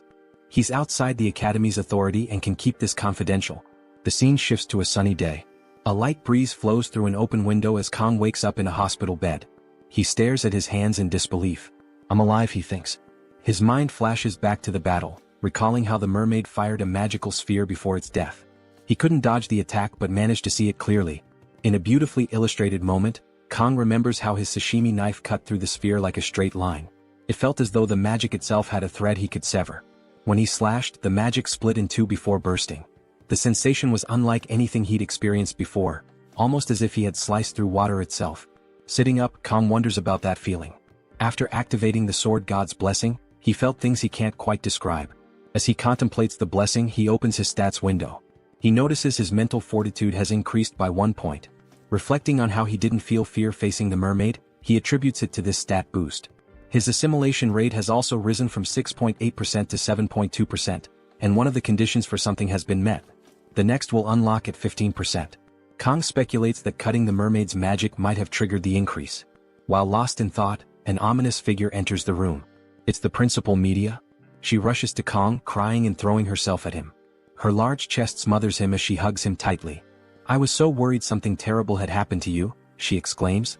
"I swear I was ready to deal with every one of those damn instructors who explored that area." Kang, flustered, tries to push her back. "Principal, please stop." Media laughs and apologizes, claiming she's just relieved he's awake. Suddenly, she remembers something and begins searching through her magical purse. "Where is it?" "I know I put it near the top," she mutters. "Is that a dimensional pocket?" Kang asks. Finally, Media finds what she was looking for. Pulling out an elegant sword, she presents it to Kang. "Here it is. Your midterm reward," she says, showing off her thick thighs as she hands him the blade. "This is the Mori-same." Kang examines his new sword. It's level 25 and scales more with strength. Its name, which means rain shower, reflects its edge, said to glisten like dew. Media hopes Kang likes it and apologizes for giving it to him informally. He should have received it officially. Just then, someone calls for her from outside. Annoyed, Media turns, showing her irritation and her curves. She yells at the old geezer, telling him to hurry up and come in. It's Zeke, who retorts that she shouldn't call him that. Standing next to him, Media rolls her eyes and asks if he thinks she's acting too young. Kang, observing the scene, feels a strange sense of déjà vu. Kang asks why both Media and the Sword Emperor are there. Media apologetically explains they've heard everything from his teammates. On behalf of the Joaquin Academy, she bows her head deeply, with Zeke following suit, asking for Kang's forgiveness. Kang is stunned. He never imagined the principal herself would apologize. Media, still bowing, expresses her shame that the Academy is to blame for everything that happened during the midterms. She vows on her honor as director to uncover the truth. Zeke thanks Kang for saving the cadets. Kang, unsure of how to respond, humbly says he only did what he could. Media smiles but turns serious again, emphasizing that they need to keep the incident under wraps until the full truth is revealed. She admits, as the Academy's director, it's shameful to say this, but the mastermind behind the incident is within the Academy. Media then lightens the mood, telling Kang he should act more like a teenager and throw a tantrum sometimes instead of being so mature. Kang, slightly amused, stays quiet. After the conversation, Media and Zeke prepare to leave but pause by the door. Media reminisces about the day she and Zeke first met. "You were lying on that bench after enrolling," she recalls with a chuckle. "I told you to shove it and you drew your sword without a word. What was it you said? Something like, 'Don't order me around'? Typical 8th grader syndrome." Zeke doesn't remember any of it. Media sighs, stating it feels like just yesterday, even though she's been at the Academy for 60 years. Reflecting on the Academy's ancient history, she marvels at how small her time there feels compared to its legacy. Zeke, deep in thought, agrees. Despite the occasional major or minor incidents, the Academy has nurtured and protected cadets for 700 years. Media, now surging with green aura, becomes furious. The glass around them shatters as she creates a protective barrier for herself and Zeke. Angrily, Media recalls that before the midterms she had received reports that the instructors had completed multiple surveys of Scapula Island. Even though mermaid sightings were rare, every precaution was taken. Yet things still went horribly wrong. Zeke places a calming hand on Media, pulling her out of her anger. Apologizing for losing control, Media shifts back to her more relaxed self, praising Kang for his incredible feat of defeating the mermaid alone. Zeke acknowledges Kang's extraordinary talent. Reflecting on the countless so-called geniuses who burned out, Zeke admits that Kang is different. If anyone deserves the title, it's Kang, whose potential seems limitless. Zeke wonders just how far Kang might go, questioning if he could reach the pinnacle Zeke once dreamed of. As they leave, Zeke seriously advises Media to stay at the Academy for now. Media smiles at him and asks if he's not going to help her clean up. Zeke, clearly confused, doesn't remember agreeing to anything like that, to which Media teasingly asks if he's gone senile. Zeke simply responds, "I don't remember." The scene shifts back to the wolf class where Kang is now back in class. He reflects that the fact he severed the demonoid's head on Scapuli Island seems to have been kept quiet, likely due to the headmaster's instructions. Although it feels a bit awkward to say, he wonders if his classmates are so carefree because of his role in stopping the mermaid. Kang tells us that after his discharge, the first thing he did was visit the school's forge to reshape and enhance his new sword. He muses that his school never had a forge, did anyone else's? Honestly, to Kong, the sword was just a metal rod, given the sword god's blessing, so reforging it was a necessity. The blacksmith, Volander, was full of enthusiasm, especially with it being the 700th anniversary event. Volander didn't charge him anything, instead telling him to come back in a week. Kong feels lucky, hoping for a successful enhancement. Just then, someone calls his name and Kong turns around to see Chloe, now using crutches because of her injured foot. She can't believe Kong has been discharged and asks how he's feeling. Kong asks how she's doing and Chloe smiles, showing her bandaged leg. She explains that her injury happened thanks to Speed, or whatever his name was, and the doctor said she should be able to walk without crutches in a week. Confidently, she adds that as an auditor, she'll recover even faster. Apologizing for getting a bit too excited, she smiles at Kong, who's glad to see she's doing better. He then asks if anything unusual has been happening, to which Chloe tells him she's heard that Director Media and some elders have been at odds. Kong thinks about how, although it's true that he alone defeated the mermaid, it wasn't solely his effort. Everyone had a part to play: Chloe's rescue call, Rachel clearing the merman, Wetman's healing and blessings, and Leon, who did absolutely nothing. Kong wonders how Leon could possibly defeat the Demon King if he was so passive. He considers that maybe it's because Leon got injured first. Suddenly, their instructor enters the class and orders the students to stop what they're doing. He tells them to quiet down and sit, as there are a few announcements before the training assembly. The instructor then informs the class that for the time being, someone will be co-instructing with him, and he introduces them. The whole class wonders who it could be, only to be shocked when the Sword Emperor Zeke walks in. Dressed to impress and looking serious, Zeke walks in front of the class. The students are in awe, and even the instructor bows to him. Zeke, with his glowing eyes, focuses intently on the students, while Kong, now worried, thinks, "What is this old geezer doing here?" The scene shifts to what appears to be an abandoned house, where an old man is being beaten. He tries to apologize but is struck across the face by the sexy pink-haired instructor, who was clearly behind the mermaid attack. The old man is truly sorry and apologizes to Instructor Kim, but she mutters something in demon tongue, her demonic aura radiating as she looks at him. She coldly states, "The 5th Corps commander is enraged." Instructor Kim, holding a worm or perhaps a candy worm, asks the guy she's beating why he didn't cooperate when he had the chance. With a seductive look, she eats the candy worm and comments that he really has a knack for annoying people. The guy attempts to apologize again, but she slaps him across the face. Sucking on the candy worm, she tells him to repeat himself. Annoyed, she mumbles that this is becoming too much. The guy, bleeding, mumbles an apology and Kim kicks him, saying he still isn't taking her seriously. He curses her, calling her a mere instructor and questioning how she dares hurt him. Kim is irritated, disgusted by the blood on her shoes. Cleaning them off, she remarks that it's ridiculous a mermaid was taken down by a group of first-year students, but looking at the new students this year, she wouldn't be surprised if they could do anything. The guy then tries to explain that the mermaid was defeated by just one cadet. Kim asks if it was Leon, but the guy shakes his head. She demands to know who it was, and the bloody guy reluctantly reveals that it was this year's top student, Kong Jiyama. Kim recalls Jiyama, realizing he's the special admission student. Holding and burning the candy wrapper, she understands the situation and finds it exciting. As the wrapper disintegrates, she enters her seductive demon mode. The scene shifts to cadets running and counting after their instructor, signaling the start of training. The instructor yells at them to shout louder since he can't hear them. All the students are running and counting, but one student is sitting on a bench, Chloe, the injured cadet, cheering on the others. Kong looks at her and smiles, feeling jealous. From behind, someone yells at him to pick up the pace. It's the old Sword Emperor Zeke in a tracksuit. He asks Kong if he's still injured from the midterms, and Kong responds that he's fine now. Zeke wonders why the old man is running alongside him, thinking about Zeke's identity. Zeke is a descendant of the first Sword Saint and the right hand of Baylor Wakeen, the Sword Saint Aaron Nebulum. Kong knows that Zeke would later become one of the greatest forces in humanity's coming war, and also Leon's swordsmanship master during the Second Demon War. Kong wonders why Zeke is here now and just wants him to go back to Leon, as the main story is falling apart.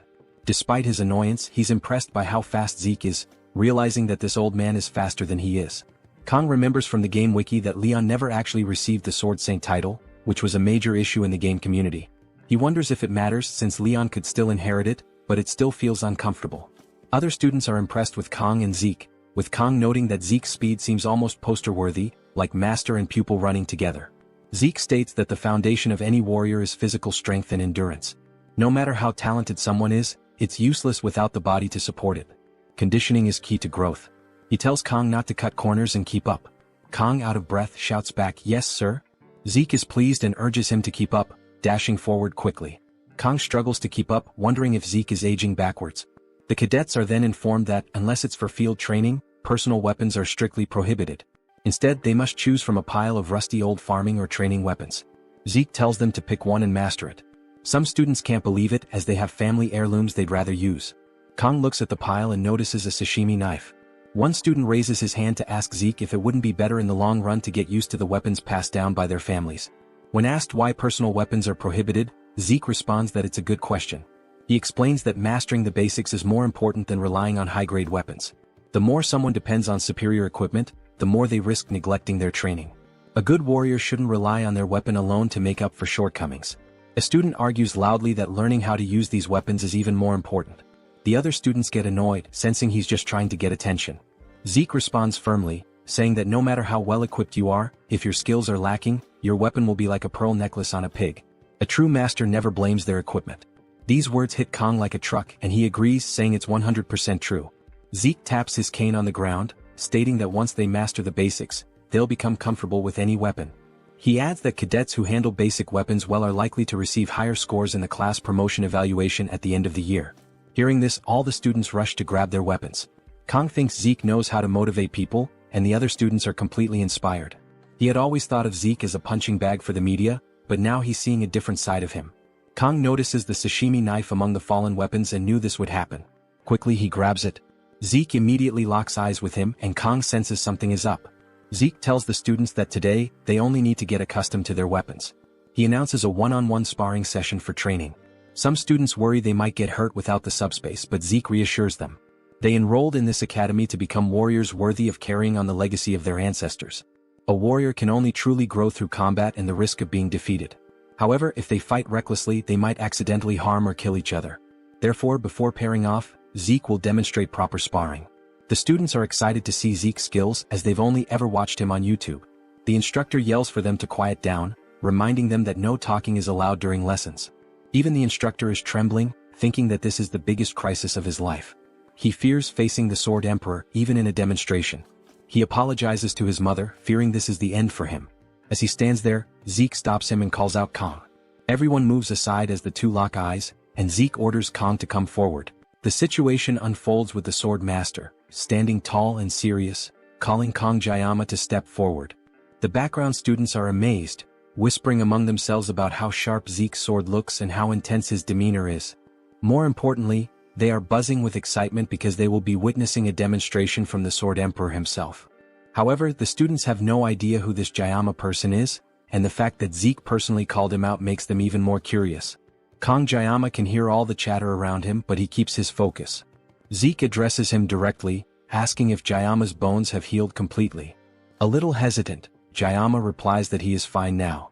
Hearing this, Zeke gives a curt nod, takes a fighting stance and instructs Jayama to pick up his sword.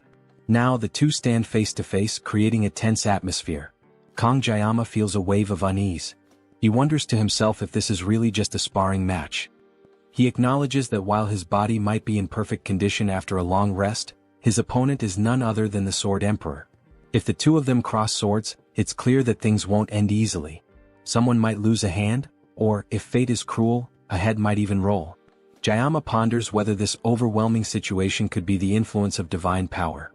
His instincts scream for a fight, but this feels entirely different from what he's used to.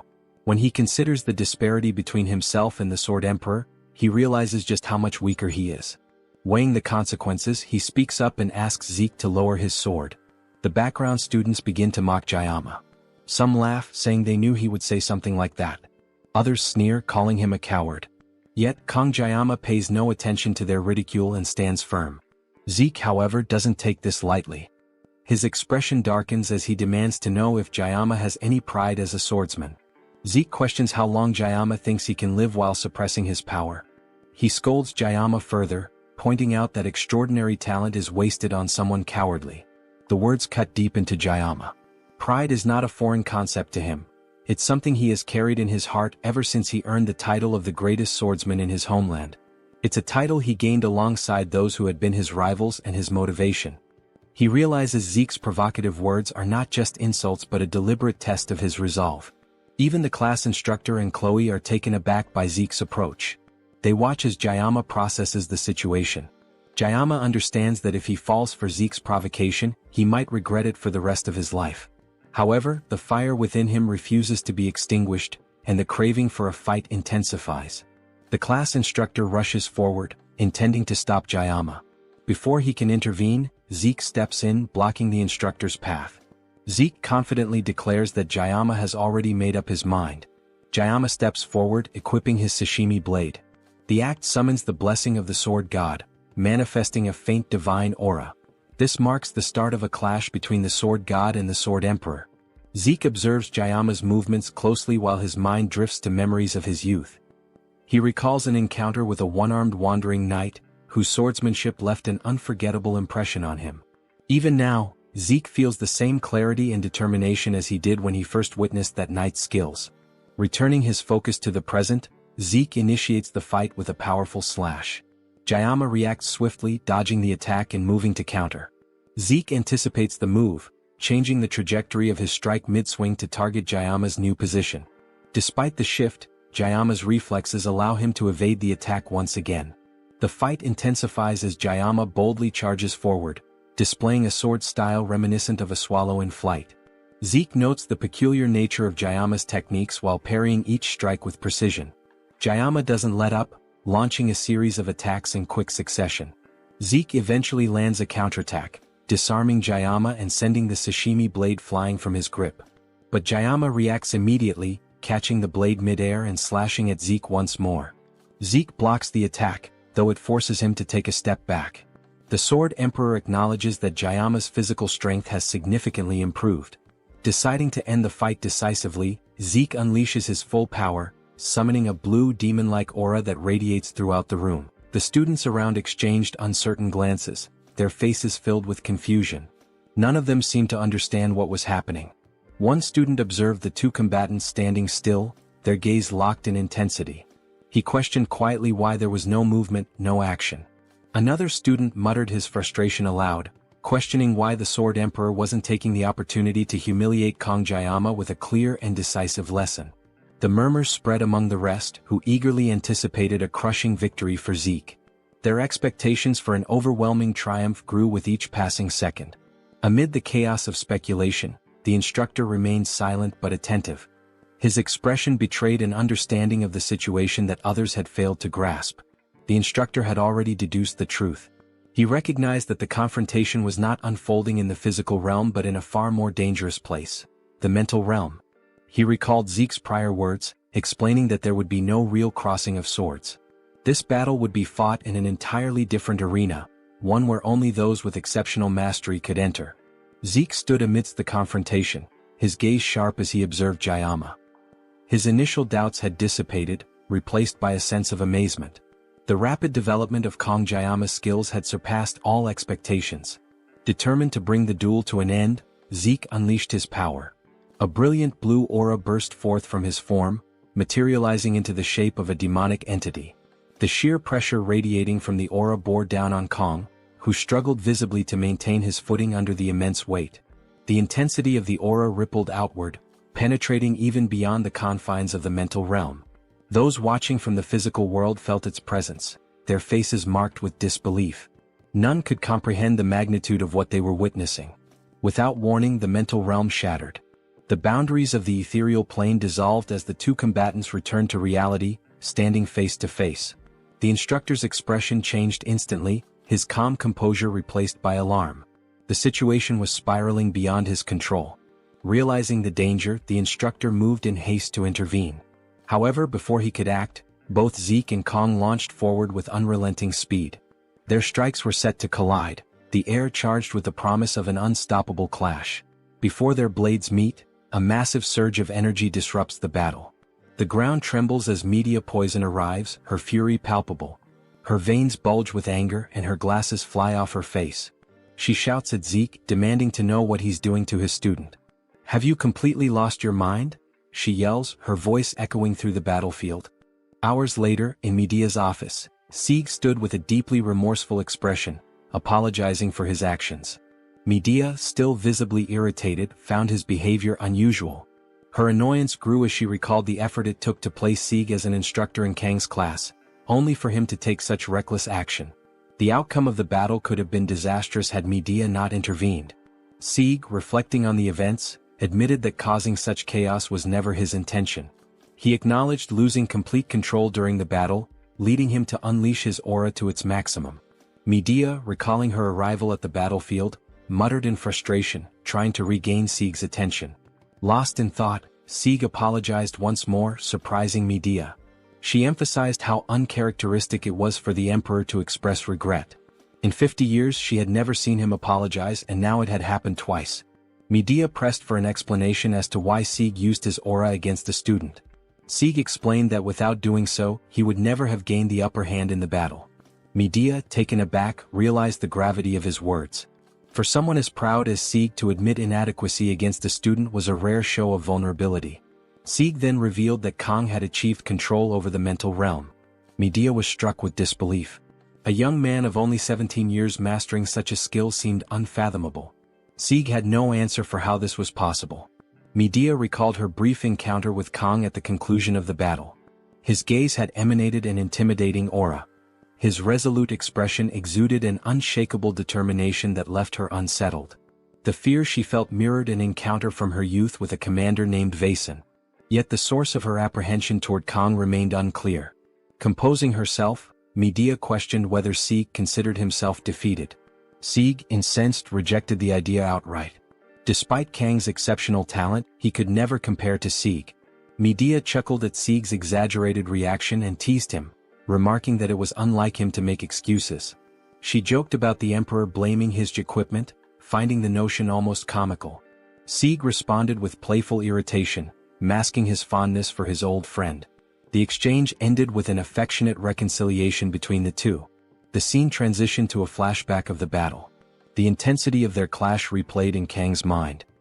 He woke suddenly in his room, relieved the battle had concluded without catastrophic consequences. Despite Sieg's hot-headed nature, the presence of Medea had clearly prevented things from escalating further. As he tossed in bed, Kang pondered whether what he experienced during the battle truly was the mental realm. The sensation was peculiar.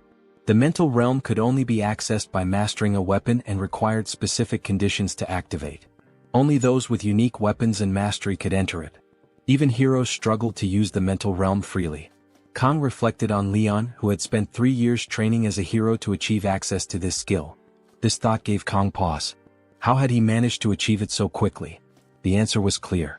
It was the knife. In his previous life, Kang had spent over 2 decades perfecting its use. Each time the spirit of the blade was unleashed, Kang reached new heights. He contemplated how events in this world intertwined with those of his past life. Realizing the futility of avoiding challenges, Kang resolved to address his problems head-on. Rising from his bed, he decided to strengthen his control over the mental realm. With his knife in hand, Kang focused intently, attempting to enter the mental realm. As he succeeded, an unfamiliar energy began to draw closer. The force intensified until it collided with him, causing the realm to shatter along with his knife. Dazed, Kang struggled to comprehend what had just occurred. Meanwhile, a heated discussion unfolded at a grand table. Members of a clandestine group deliberated their next move. Some proposed dispatching demons, sworn enemies, to handle a certain individual. One member, resembling an elderly woman with green hair, questioned if Leon, the aspiring hero, was the real issue. Another member, appearing like a vagrant, dismissed the notion. He argued that Leon barely managed to manifest his blessings and insisted the true threat was the student ranked first in the academy. This was the one who had defeated the twins during the entrance exams.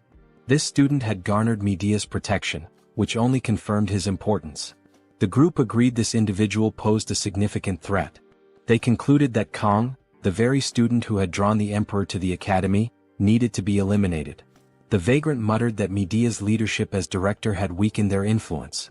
He worried that the emergence of a hero could spell disaster for their plans. A hero capable of challenging the Demon King must not be allowed to exist. Privately, the vagrant reflected on the urgency of his argument. He dreaded the consequences of meeting the fifth commander again without satisfactory results.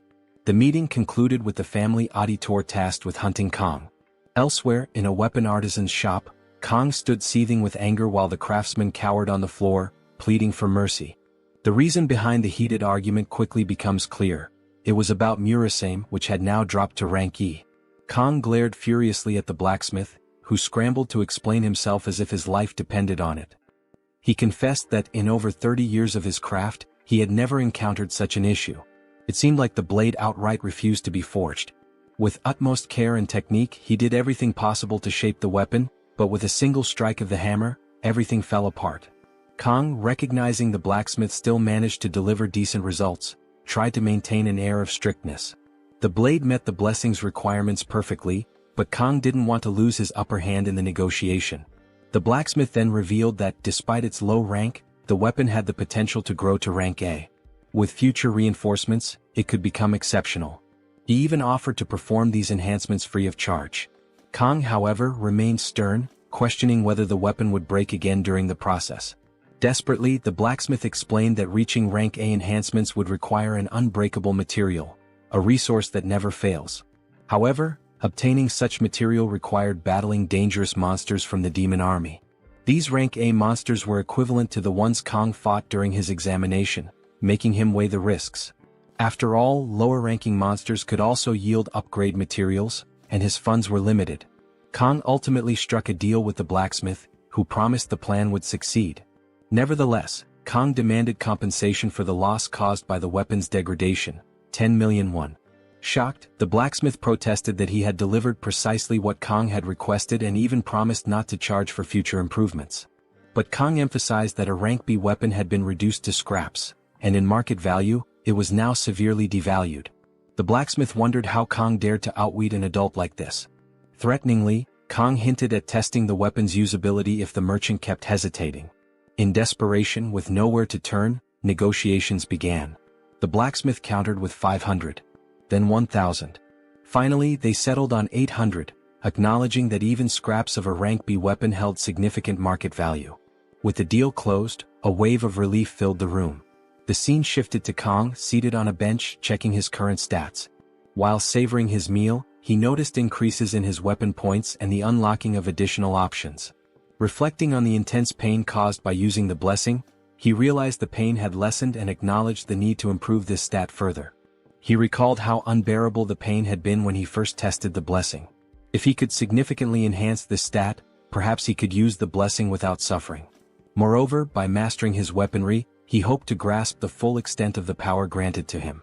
As he enjoyed his anchovies and pondered who might have sent him to this world, someone approached him. Chloe startled him by calling his attention. After calming down, they greeted each other. Chloe asked why he hadn't finished his meal, and Kang claimed he had lost his appetite.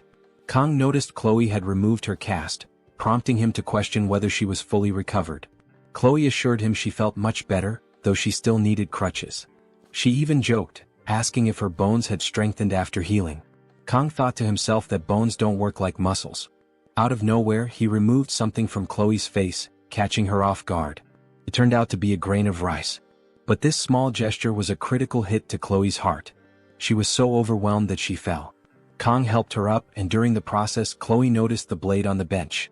Observing its simplicity, she enthusiastically remarked that it looked cool. She added that even though it was ranky, it seemed pretty good. Kang recalled that detail and began to reflect. Chloe, thinking her comment might have sounded offensive, tried to apologize, but Kang was preoccupied. He responded that the blacksmith would compensate him for leaving the weapon in this condition through refunds and free services. Chloe praised Kang, saying he was already strong without an exceptional weapon and would become even more formidable with one. But Kang, deep in thought, saw no reason to become stronger. He already handled powerful monsters. What he truly desired was to eliminate the pain caused by the blessing. Chloe, once again apologizing, assumed Kang's silence was due to her words. Kang reassured her it wasn't the case and told her to relax. Chloe then began to radiate her Yandere tendencies. Anyone who wronged Gioma or his precious weapon would face her wrath. She declared she would kill them all. Kang snapped her out of it and she regained composure. Suddenly, he felt something strange and turned his gaze toward a tree. Chloe, however, seemed unaware of anything unusual. Both moved toward the tree, and Kang delivered a powerful kick to the trunk, revealing the source of his concern. Nox fell to the ground, exposing that he had been spying on them. Kang looked at him in disappointment, while Nox, now on alert, lamented being caught. Simultaneously, Chloe recognized her brother and Kang armed himself. Both stood ready, anticipating trouble with Nox's arrival. Kang observed that Nox's behavior lacked any intent to fight and demanded to know the reason behind his actions. After a brief silence, Kang reminded Nox of the consequences he faced if he reappeared. Knox admitted his intentions were different this time. Kong insisted on knowing what it was about. Knox revealed that he could have informed Chloe, who would, in turn, tell Gioma, but he chose to deliver the message personally. It was a matter directly concerning Gioma. The Academy elders wanted to get rid of him. Kong acknowledged the existence of this organization and was shocked they were targeting him. Chloe asked why Knox had come for this. Knox pointed out that she had been away for so long and lost her privileges. Alerted, Chloe demanded Gioma stay behind her for protection, but neither Kong nor Knox felt it was necessary. Knox joked that she was still as feisty as ever. To conclude, Knox stated he had no interest in Kang's actions but found the elders' obsession peculiar. He added that it wasn't just him but the entire auditor family that decided to delay the extermination request. This request had been made secretly without anyone at the Academy knowing. Eliminating a student was, above all, against the auditor principles. However, it was hard to ignore for long as the demand came from the elders. If pressured, they wouldn't have a choice. Knox also told Chloe she needed to know since in any case she was family. Kong realized Knox's actions were driven by principles, though his true concern was for his sister.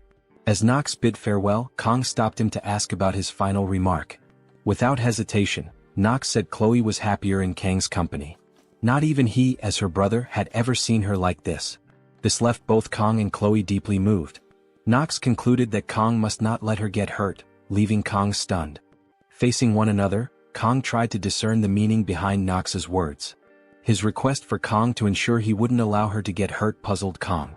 Seeking clarity, Kong asked why Knox would make such a request, noting that the only time Chloe had been hurt, it hadn't been Kang's direct fault. Knox studied Kong for a moment, realizing he hadn't grasped the true intent behind the statement. This left Kong even more confused as he observed both Knox and Chloe, trying to piece together what he might have missed. Deciding to change the subject, Knox prepared to ask a question that seemed important to him. Looking at Kong, he asked how Kong had managed to become strong. The question shifted Kang's demeanor. Instead of answering directly, Kong replied with a question of his own. Could he truly be considered strong? The question led Kong into a moment of reflection. He thought about the concept of strength and the Emperor, whose immense power served as his standard. To Kong, true strength meant being capable of handling any threat, no matter the situation. By this measure, Kong saw himself as lacking. With his limitations, he could only act effectively for less than a minute each day. Despite his past accomplishments, he didn't see himself as truly strong. As these thoughts passed, Kong also realized that Knox had used Chloe as an excuse to share something personal with him. This made Kong wary, as he considered it risky to share anything too significant about himself with someone who might misuse the information. Redirecting his attention to Knox, Kong decided to turn the question back on him. Instead of explaining how he had become strong, Kong asked how Knox planned to grow stronger, adding that he lacked a sense of desperation. Knox, clearly caught off guard, asked what Kong meant by that. Kong explained that Knox's experiences as a member of the Auditor family and a student at the Academy were too limited, confined to those controlled environments. If Knox wanted to grow stronger, he would need to push himself beyond them and face the challenges of the real world.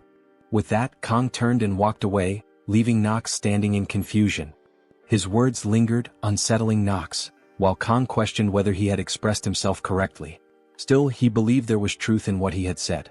Later, in the classroom, the instructor began a lecture about the many gods that ruled over creation. Despite the detailed discussion, Kang's mind wandered, preoccupied with the ongoing pursuit of the elders that loomed over him. The elders are direct descendants of 5 out of Baylor Hogan's 7 disciples, an elite group celebrated for their enormous influence not just within the Academy's halls but across the entire world. Their legacy casts a long shadow, shaping history and power structures for generations. Kong recalls their notorious role in the game, where these elders earned infamy for constantly hindering the protagonist. Their actions, driven by a ruthless desire to preserve their own authority and status, earned them the grim moniker Corrupt Remnants among players. Yet, despite their notoriety, Kong cannot grasp why they seem to have turned their attention toward him. Seeking clarity, Kong begins listing the pivotal events he has been part of since arriving at the Academy. He jots down the Academy's rigorous admission exam, where he emerged victorious over the twins, showcasing his skill and resilience. Next, he notes the subspace training session, where his confrontation and triumph over Knox stood as a defining moment. Lastly, he recalls the midterm exams during which he saved Leon, an act of courage that further distinguished him. As he examines his notes, Kong is struck by the realization that his actions have been far from ordinary. Time and again he has found himself at the center of significant events, inadvertently attracting attention. However, this self-awareness only deepens his confusion. None of his actions fully explain why the elders would single him out. His thoughts drift to Scupley Island, replaying the events following his victory over the mermaid and his rescue of Leon. A troubling pattern begins to emerge. Kong comes to a chilling conclusion: the elders aren't truly after him. Their real target is Leon.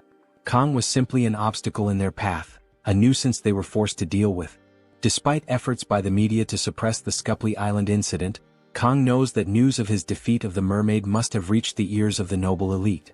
This realization leads to an even more disturbing thought. The elders' actions suggest a sinister motive. By targeting Leon, a hero candidate, they reveal their willingness to conspire against humanity's future. Kong cannot ignore the implications. Someone among the elders, or perhaps all of them, may be colluding with demons. The betrayal shocks him to his core.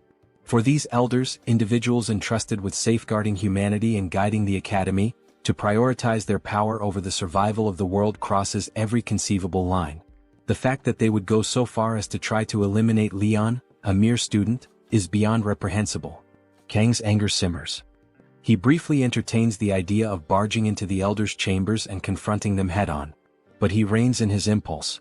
The time to act hasn't come yet, and he knows he must bide his time. When the moment arrives, Kong resolves to ensure the elders face justice for their treachery. A sharp voice cuts through his thoughts as the teacher instructs the class to take notes.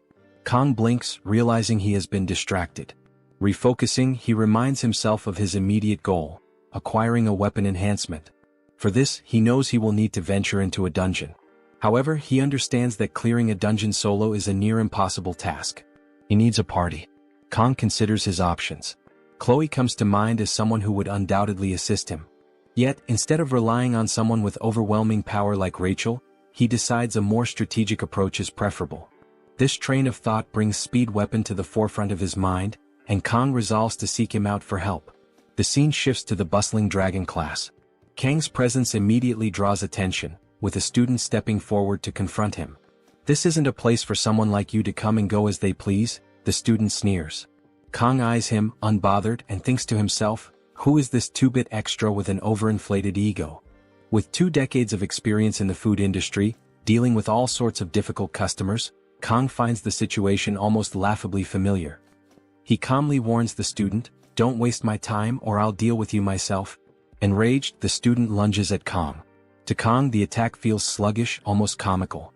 He notes how easily he could counter it, but before he needs to act, a figure intervenes. Speed Weapon steps in, delivering a decisive punch that sends the aggressor sprawling. The commotion draws a crowd, with students gathering to witness the scene unfold. Kang's confidence remains unshaken as he exchanges a glance with Speed Weapon, silently acknowledging the start of their next collaboration. Kong reflected on the situation, considering the unique abilities he had encountered. The thought of a strength healer struck him as unusual, something beyond the norm of strength mages. As he pondered this, Speed Weapon interrupted his thoughts, asking if Kong had come to find him. Without waiting for an answer, Speed Weapon suggested they move their conversation outside, and the two stepped out to talk in private. Kong outlined his plan, explaining the need to form a party as quickly as possible. Speed Weapon agreed, emphasizing the importance of teamwork in tackling the challenges ahead. He proposed a straightforward deal: the rewards from the dungeon would be shared among the team, while Kong would have sole claim to the magical beast materials. After explaining the arrangement, Speed Weapon turned to Kong, seeking confirmation with the question, "Did I get that right?" Kong responded honestly, stating that if he were to attempt to recruit a party on his own, the only person who might agree to join him would be Chloe. He added that Speed Weapon's connections to the Dragon class could make the process significantly easier, or so he thought. Speed Weapon quickly corrected him, pointing out that Academy rules required a party to have at least 4 members to secure dungeon clearance permits. He went on to remark that if not for these restrictions, someone like Kong could easily handle 5 or 6 dungeons alone. Kong countered immediately, denying Speed Weapon's claim with, "I can't even clear 1 dungeon by myself." Speed Weapon smirked, accusing Kong of downplaying his abilities. He reminded him of his solo victory against a mermaid, a feat that was far from ordinary. "Your false humility is starting to get annoying," Speed Weapon added with a hint of exasperation. As Kong listened, he realized that Speed Weapon genuinely believed he was being modest. Before he could say anything further, Speed Weapon observed that Kong seemed to be recovering well. Kong nodded in agreement, acknowledging that the rest and care he had received had significantly improved his condition. After some deliberation, Speed Weapon accepted Kang's offer. He saw no reason to decline and was intrigued by the prospect of working alongside him, anticipating it would be a unique experience. Grateful for his support, Kong shifted his focus to selecting an appropriate dungeon for their team. The C-rank Buffalo dungeon in Chilwon stood out in his mind, a classic challenge that seemed fitting for their current composition. Speed Weapon immediately recognized the dungeon Kong had in mind and noted their existing lineup of three: himself, Kong, and Chloe. However, he reminded Kong that they still needed a fourth member to comply with Academy regulations. Kong expressed his preference to avoid including either Rachel or Leon in their group. Speed Weapon reassured him, explaining that Rachel was currently in seclusion, recovering from injuries sustained during intense training, while Leon was occupied with preparations for upper-grade dungeon raids alongside senior students. Relieved by this information, Kong agreed to proceed with Speed Weapon's plan. Speed Weapon then mentioned having someone in mind for the fourth slot on their team. As their conversation progressed, Speed Weapon suggested they take a detour to the cafeteria to pick up something before heading to the person he had in mind. Later that evening, they arrived at a modest house nestled within the academy grounds. Kong surveyed the area, noting how unfamiliar the location felt to him. Despite his extensive experiences, even as a Japanese cuisine chef in his previous life, this hidden corner of the academy struck him as something unique. Inside, the house was cluttered with archery equipment, arrows scattered haphazardly across the space. It was clear the resident had an affinity for precision and skill, though the disorganization suggested a more carefree attitude. Speed Weapon navigated the clutter with ease, locating a young woman fast asleep in the middle of the room. Approaching her, Speed Weapon attempted to rouse her by gently shaking her shoulder. When that failed, he leaned closer and mentioned her favorite treat from the cafeteria. At the mere mention of it, the girl's eyes snapped open, and she bolted upright with startling speed. She spotted Kong holding a bag and rushed toward him, her movements so swift that she collided with him, causing them both to tumble to the ground. Kong found himself momentarily stunned as the blue-haired girl hovered over him, clutching the bag with a triumphant expression. Inside, as she eagerly opened it, she discovered chocolate. Her face lit up with delight, and she immediately began enjoying the treat, oblivious to the awkward position they were in. As Kong tried to process what had just happened, the girl looked up at him with sparkling eyes, her expression filled with anticipation. It was clear she was already hoping for more chocolate, her joy at the moment seemingly boundless. Kong, still on the floor and taken aback by her energy, realized this was the person Speed Weapon had in mind for their team. Kong then recalls the time when he was at work and rushed to hide in the bathroom to check the game. Excited, after spending his hard-earned money, he smiled at the possibility of obtaining the heroine in the game. Kong, tired of being surrounded by men everywhere, thought he would finally find some relief right after making the game's payment. However, the RNG betrayed him and reality was far from joyful. Instead of Abel, the character who was supposed to be one of the game's main leads and the reason he became obsessed with it, the system rewarded him with Saki. Yes, the oddball who threw herself at him for chocolate. The cursed Yangang. Kong was in shock at the outcome. Reflecting on the game's narrative, where Leon was the protagonist surrounded by waifus, there was one standout among them, Abel, highlighted as the primary heroine. While various heroines possessed and demonstrated their unique abilities throughout the game, Abel was the one who, in addition to her skills, also embodied the overcoming of adversities and challenges. Such a bond could only result in a romance. This story left Kong so captivated that it drove him to invest 149,000 won in an attempt to obtain Abel. Her prominence also rendered the other waifus less significant when it came to relationships, reducing them to mere weapons. Among these lesser-valued waifus, there was one who was the ultimate champion of failure, the strong contender for diabetes. Now, inside the game, Kong once again found himself face-to-face with the chocolate fanatic. His first-rank Kong was still deep in thought as she asked for more chocolate. When she didn't receive a response, she became frustrated at how lost in his thoughts Kong seemed. Kong then realized why Speed Weapon was so confident about choosing the fourth member. Knowing the character, she was in fact one of the best DPS characters with long-range capabilities, thanks to her skill-based attacks, which differed from Leon's. Finally, one very important point stood out. Since she was a failure in terms of narrative importance, her participation in the group wouldn't heavily impact the story's plot. Or would it? Kang then wondered if everything would work out. Shifting focus to the scene, the future diabetic approached Speed, asking why they had come to her house. He stuttered and she, impatient, demanded he spit it out. Speed then introduced Kang, asking if she remembered him. She ate a piece of chocolate again as if to activate the part of her brain responsible for memory, and only then responded that she did. Speed explained that they had gathered that afternoon.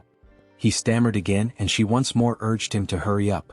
Speed continued explaining, this time recounting how he had arrived in class and been approached by the big guy.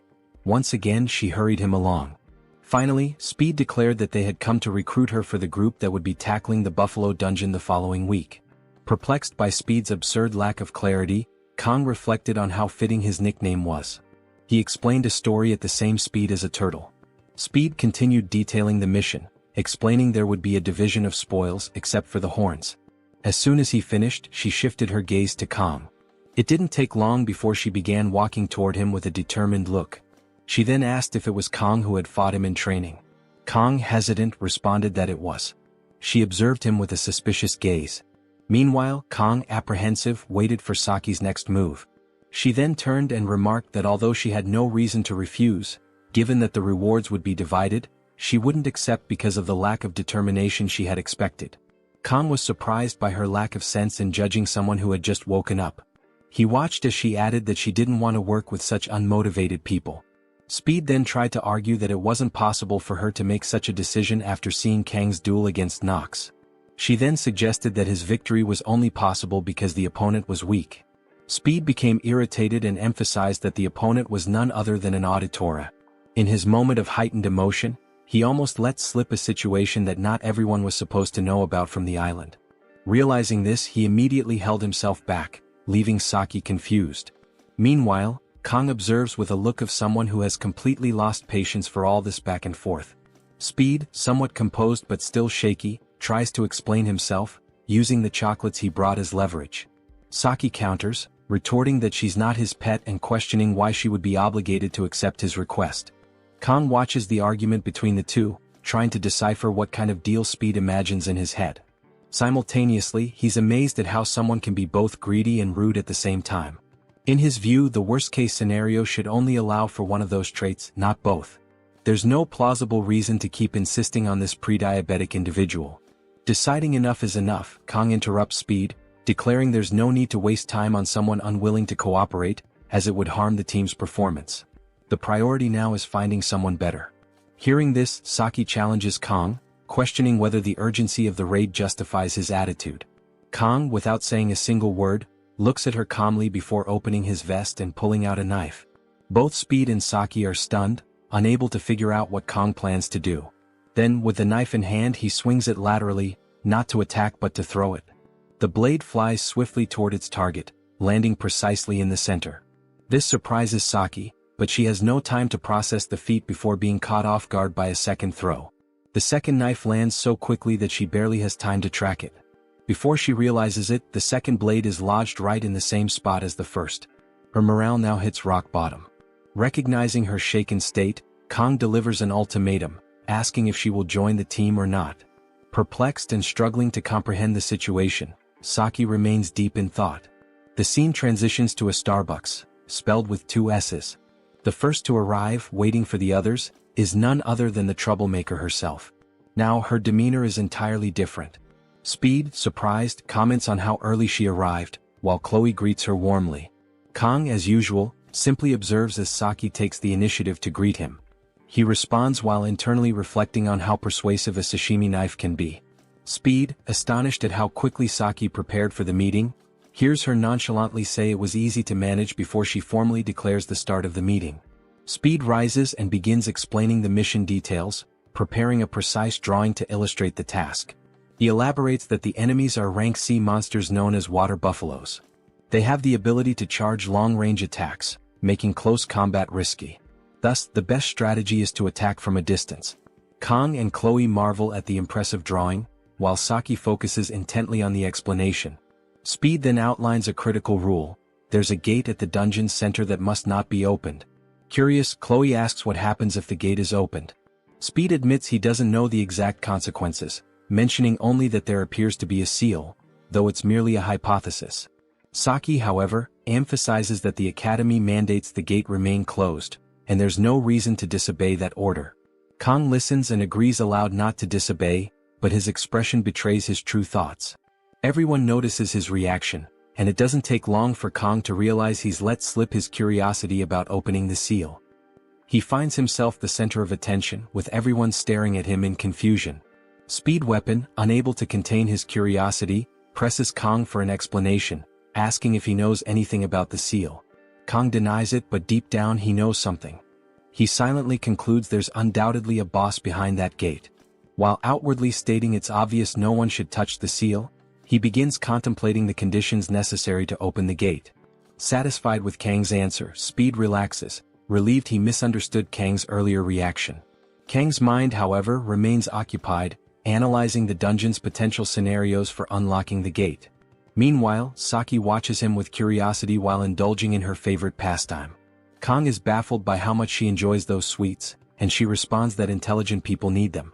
Kang jokes about her barely being able to talk while eating until he notices something strange. Chloe is on high alert, her knife in hand, prompting him to become vigilant as well. They are being watched. Chloe is confused and asks what is wrong. Kang then tells her to stay calm and wait. The observers will reveal themselves at the right time. After the meeting ended, sometime later, the team prepared to face the dungeon. On the way to Chorwan, Kang seemed already familiar with the place. As he reflected on his time in the military, he remembered swearing never to set foot near that place again. Yet, despite his personal vow, he had no choice but to press forward. His mission was clear. He needed to collect the necessary materials. But that didn't stop the weight of his broken promise from settling heavily on his mind. Just as he was lost in these thoughts, the bus came to an abrupt stop, pulling him back into reality. A conversation began at the front of the vehicle. It was the local guards conducting their routine inspections. The guards scrutinized the passengers carefully, ensuring that they were indeed academy students. After a brief exchange, their identities were confirmed, and the group was permitted to pass through the checkpoint. As the bus continued its journey, Kang silently observed the operation, paying attention to the movement of the guards and the way they monitored incoming travelers. It didn't take long for him to piece things together. This was likely a civilian access checkpoint meant to regulate entry into the dungeon. The security was strict, reinforcing his growing awareness that he and his team were being watched. And not just by these guards, Kang was all too aware of the watchful eyes of the elders, ever present, ever scrutinizing. His thoughts were interrupted by Speed Weapon, who approached and asked if he wanted to eat an egg.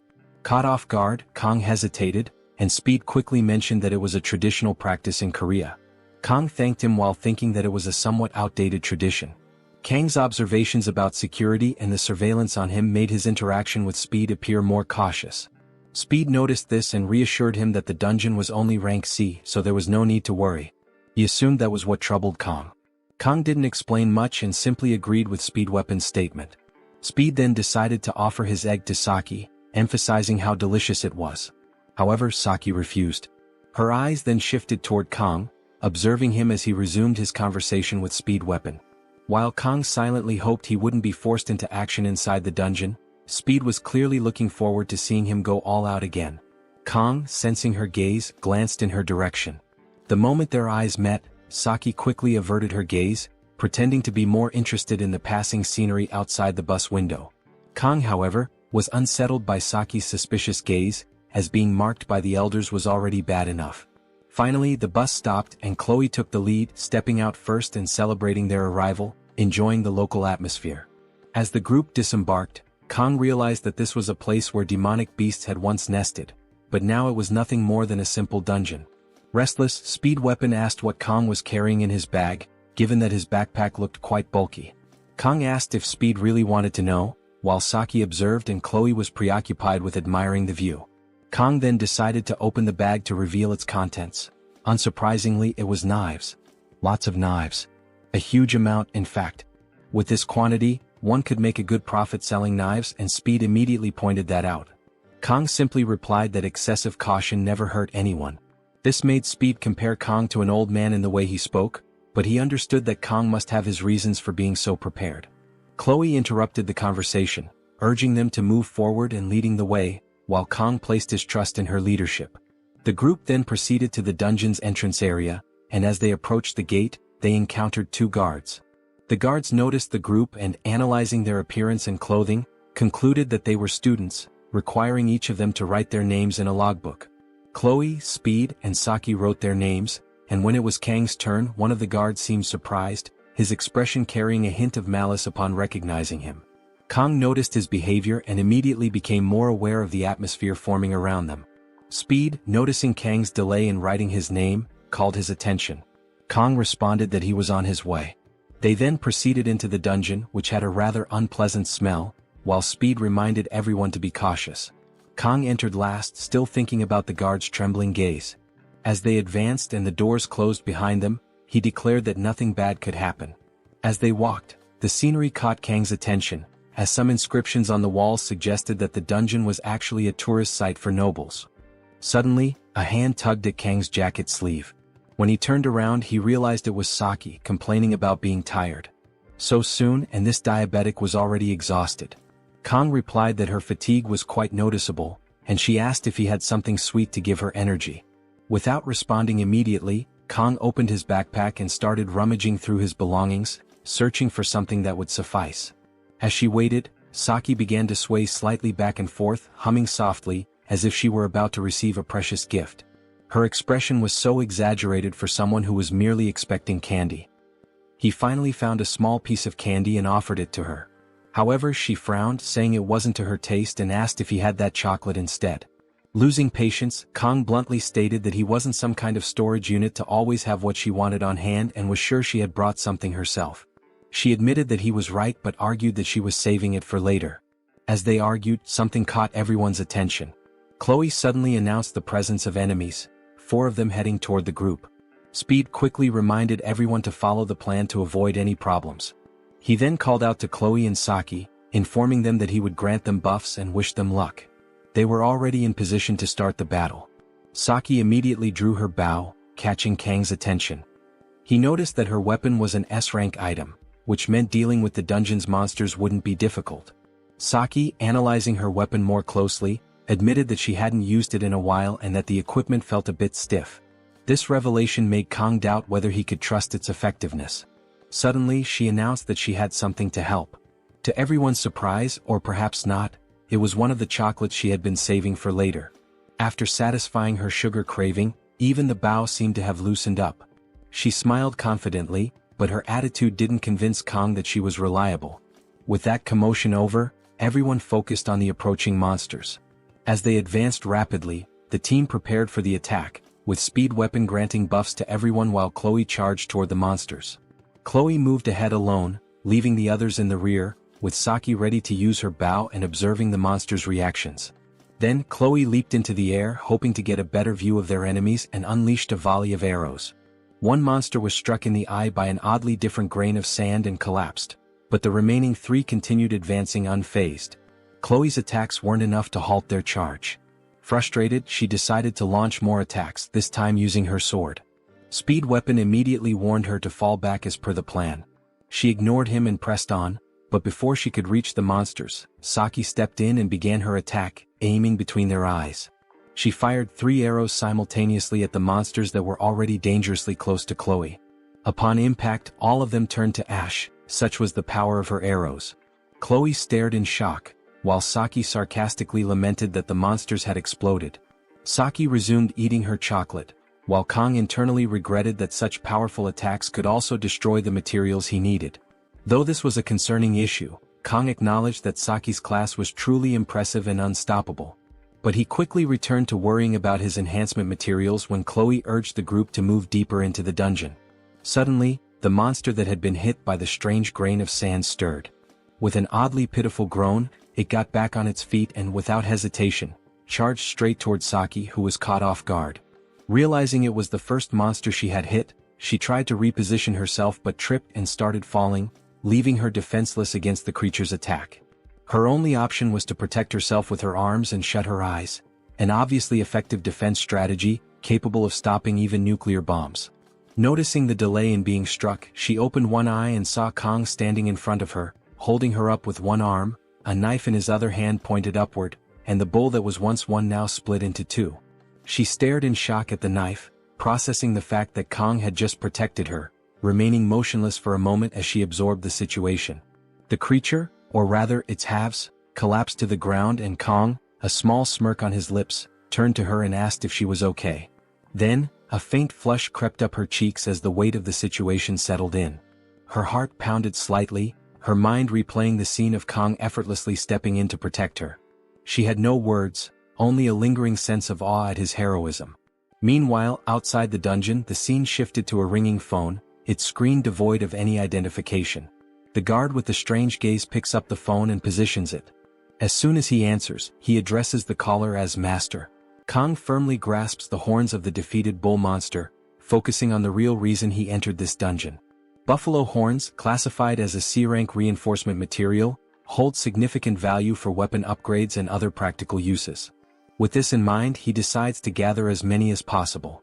As he collects them, Saki approaches and hands him a piece of chocolate, a silent gesture of gratitude for saving her earlier. Meanwhile, Chloe's gaze sharpens, her demeanor shifting into something more intense. Kong quickly catches on and turns to her, snapping her out of it. Lowering his voice, Kong leans in and whispers something to Chloe about the guard they had encountered. Her expression shifts and she responds with a brief nod. Nearby, Speed Weapon observes their interaction and wonders aloud if they are a couple, suggesting that it would make sense. Chloe's face immediately flushes red, while Kong dismisses the assumption, stating that assuming every male-female relationship is romantic is a narrow perspective. Chloe's reaction remains frozen in surprise and Speed Weapon, caught off guard, questions if he had been mistaken all along. Saki watches the exchange with a quiet smile. Kong, however, remains puzzled by Chloe's lingering stare. Before he can dwell on it, she shifts the conversation, questioning whether buffalo monsters are always this scarce. The group's attention turns forward as Speed Weapon notes that, regardless of the dungeon's popularity, it should not be this empty. Looking to Saki for insight, he prompts her for an opinion. After a brief pause, she points out something odd. The buffaloes had been running away from something. Their behavior was unnatural, raising concerns. Speed Weapon agrees, recalling that buffaloes are typically docile and even used for farming by the locals. Kong momentarily processes this information, internally questioning the absurdity of using demonic creatures for agriculture. Despite the unusual circumstances, Speed Weapon reassures the group that they have received signals ahead, implying that there is no immediate danger. Kong turns his attention to Speed Weapon and Saki, curious about how they know each other. With confidence, Saki proudly explains that she secured the top position in the written exam, while Speed Weapon came in second. She adds that he bragged about it for weeks. Frustrated, Speed Weapon attempts to dismiss her words, but Saki continues, revealing that she also ranked third in the placement tests. Hearing this, Kong is surprised to learn that Speed Weapon ranked second, as he had assumed the guy was just a loudmouth. Noticing Kang's reaction, Speed Weapon quickly clarifies that he should not be compared to Rachel, revealing that she is his cousin. This revelation takes Kong by surprise, as he finally understands why, as a player, he never knew about Speed Weapon's connection to the main characters. The answer lies in their familial ties. Speed Weapon elaborates further, explaining that his family is a branch of the Changxian clan, while Rachel's family belongs to the main lineage, creating a distinction between them. However, he quickly brushes off the topic, questioning why they are even discussing this. Kong fixes his gaze on Speed Weapon, prompting him to take a step forward and demand that he stop staring. With a grin, Speed Weapon declares that he is living the dream, emphasizing that Kong is the most impressive one. Jokingly, he reminds Kong not to forget about him once he becomes famous. Kong, smiling, reassures him that such a thing will not happen. As the group continues moving forward, Speed Weapon casually remarks that no one can predict the future, suggesting that Kong might even join the Seven Heroes one day. Chloe agrees, pointing out that Speed Weapon has a valid point and that Kong undeniably has the potential. At that moment, Saki steps ahead of them, suddenly turning to face the group with a serious expression. Without hesitation, she declares her hatred for the Seven Heroes. Despite the weight of her words, the trio remains unbothered, though Speed Weapon briefly wonders what her issue with them might be. Choosing to set aside his curiosity, he urges the group to keep moving, reminding them of their objective, defeating 20 buffalo monsters to clear the dungeon. As they proceed, Kang's attention is drawn to a crystal lying on the dungeon floor, surrounded by a faint purple aura. Before he can examine it further, Speed Weapon calls out, urging him to keep moving and questioning what he is waiting for. Hesitating for a brief moment, Kong ultimately steps forward, dismissing the crystal as nothing. Outside the dungeon, a guard speaks on the phone, confirming that everything has been arranged. The academy students should have already encountered the enraged buffaloes by now, leaving no cause for concern. However, the person on the other end remains skeptical, dismissing the guard's confidence. Pressing for further details, the caller asks if there is anything else to report. The guard affirms that he followed the given instructions precisely, though he personally believes the buffaloes will handle the students on their own. It is then revealed that the person on the phone is the commander of the Demonoids. She warns the guard not to grow overconfident, reminding him that failure is not an option. With a cold tone, she questions whether he is prepared to take responsibility should things not go as planned. At this, the guard falls silent. Sensing his hesitation, the commander reassures him, expressing trust that the task has been properly executed. She instructs him to report back with the results once the situation is resolved. Acknowledging the order, the guard ends the call. Staring at the dungeon entrance, he mutters to himself, recognizing that his fate is already sealed regardless of the outcome. Just then, an ominous aura begins radiating from the dungeon gate. Reflecting on his actions, he recalls that he had forcibly opened the gate as an extra measure, ensuring that survival for the students is now impossible. Yet, something about Kong unsettles him, those eyes as if they see through everything. Unable to shake his unease, he decides to enter the dungeon and witness the situation firsthand. Inside the dungeon, Chloe turns to Kong, alerting him to the presence of magical beasts approaching from behind. Kong immediately asks for a count, and through her blessing, Chloe detects roughly 50 creatures. The group is stunned by the revelation. At that very moment, another presence rushes toward them from the opposite side of the dungeon. When they turn to look, their eyes widen in shock.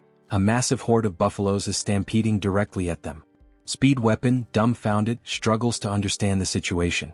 Buffaloes don't normally swarm like this, yet these creatures appear completely enraged, charging at full speed. Still in shock, he questions Kong, recalling that these buffaloes were supposed to be harmless. In response, Kong remembers a lesson from his past life, where his master once taught him that every blade has its purpose, just as a sashimi knife is meant for handling fish. Snapping back to the present, he smiles at the thought and declares that it looks like he will be using the fish knife to handle the buffaloes.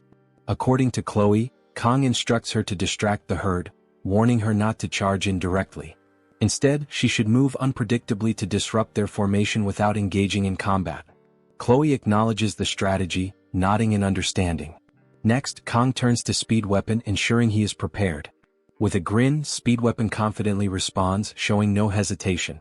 Meanwhile, Saki struggles to understand why Kong remains so composed despite the overwhelming odds. He assigns her to hold the front, ensuring that nothing gets too close. Though she acknowledges the command, she remains puzzled and turns to Speed Weapon, questioning Kang's unwavering confidence. Speed Weapon, wearing a knowing smile, advises her not to be surprised. Still, Saki remains confused, unable to grasp Kang's plan. With his resolve unwavering, Kong steadies himself, refusing to overthink the situation. He came prepared. No matter how many enemies stand before him, he will take them all down. With that determination, he draws his weapons and activates the blessing of the sword god. As one of the buffaloes charges at him, ready to attack, Kong makes his move. Without hesitation, he surges forward, swiftly launching his daggers at the oncoming beast. Meanwhile, Saki remains in shock, unable to comprehend how Kong intends to handle the horde alone. Saki, stunned, lets the chocolate bar slip from her hands as she struggles to process Kang's overwhelming efficiency in combat. Perched atop a pile of defeated buffalo-like creatures, Kong remains unshaken, scanning for any remaining threats. In mere moments, he had effortlessly neutralized the ferocious charge of the monsters. Meanwhile, Chloe refuses to be outdone. Activating her ability, she charges into the horde targeting her, executing her signature move, Schrodinger's cat.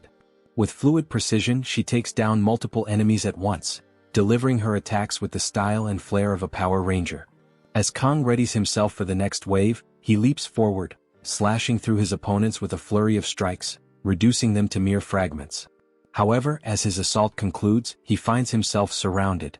Saki and Speed Weapon watch as the creatures swarm him, forming a towering mass of flesh over his position. Saki tenses, preparing to intervene, but before she can act, Kong retaliates with a single spinning strike, obliterating every enemy around him. Once again, Saki is left speechless at his prowess, while Kong remains as composed as ever. Yet this time something does concern him: resources. Without hesitation he begins collecting horns, intent on using them to upgrade his weapon. He reflects on how useful his ability upgrade has been, increasing from 30 to 40 seconds, allowing him to dispatch 50 creatures with ease. Chloe approaches, praising his performance. Kong acknowledges the teamwork involved, reciprocating the compliment before running a hand through her hair in a rare display of warmth. From a distance, Speed Weapon and Saki observe their interaction, as if already expecting such an exchange.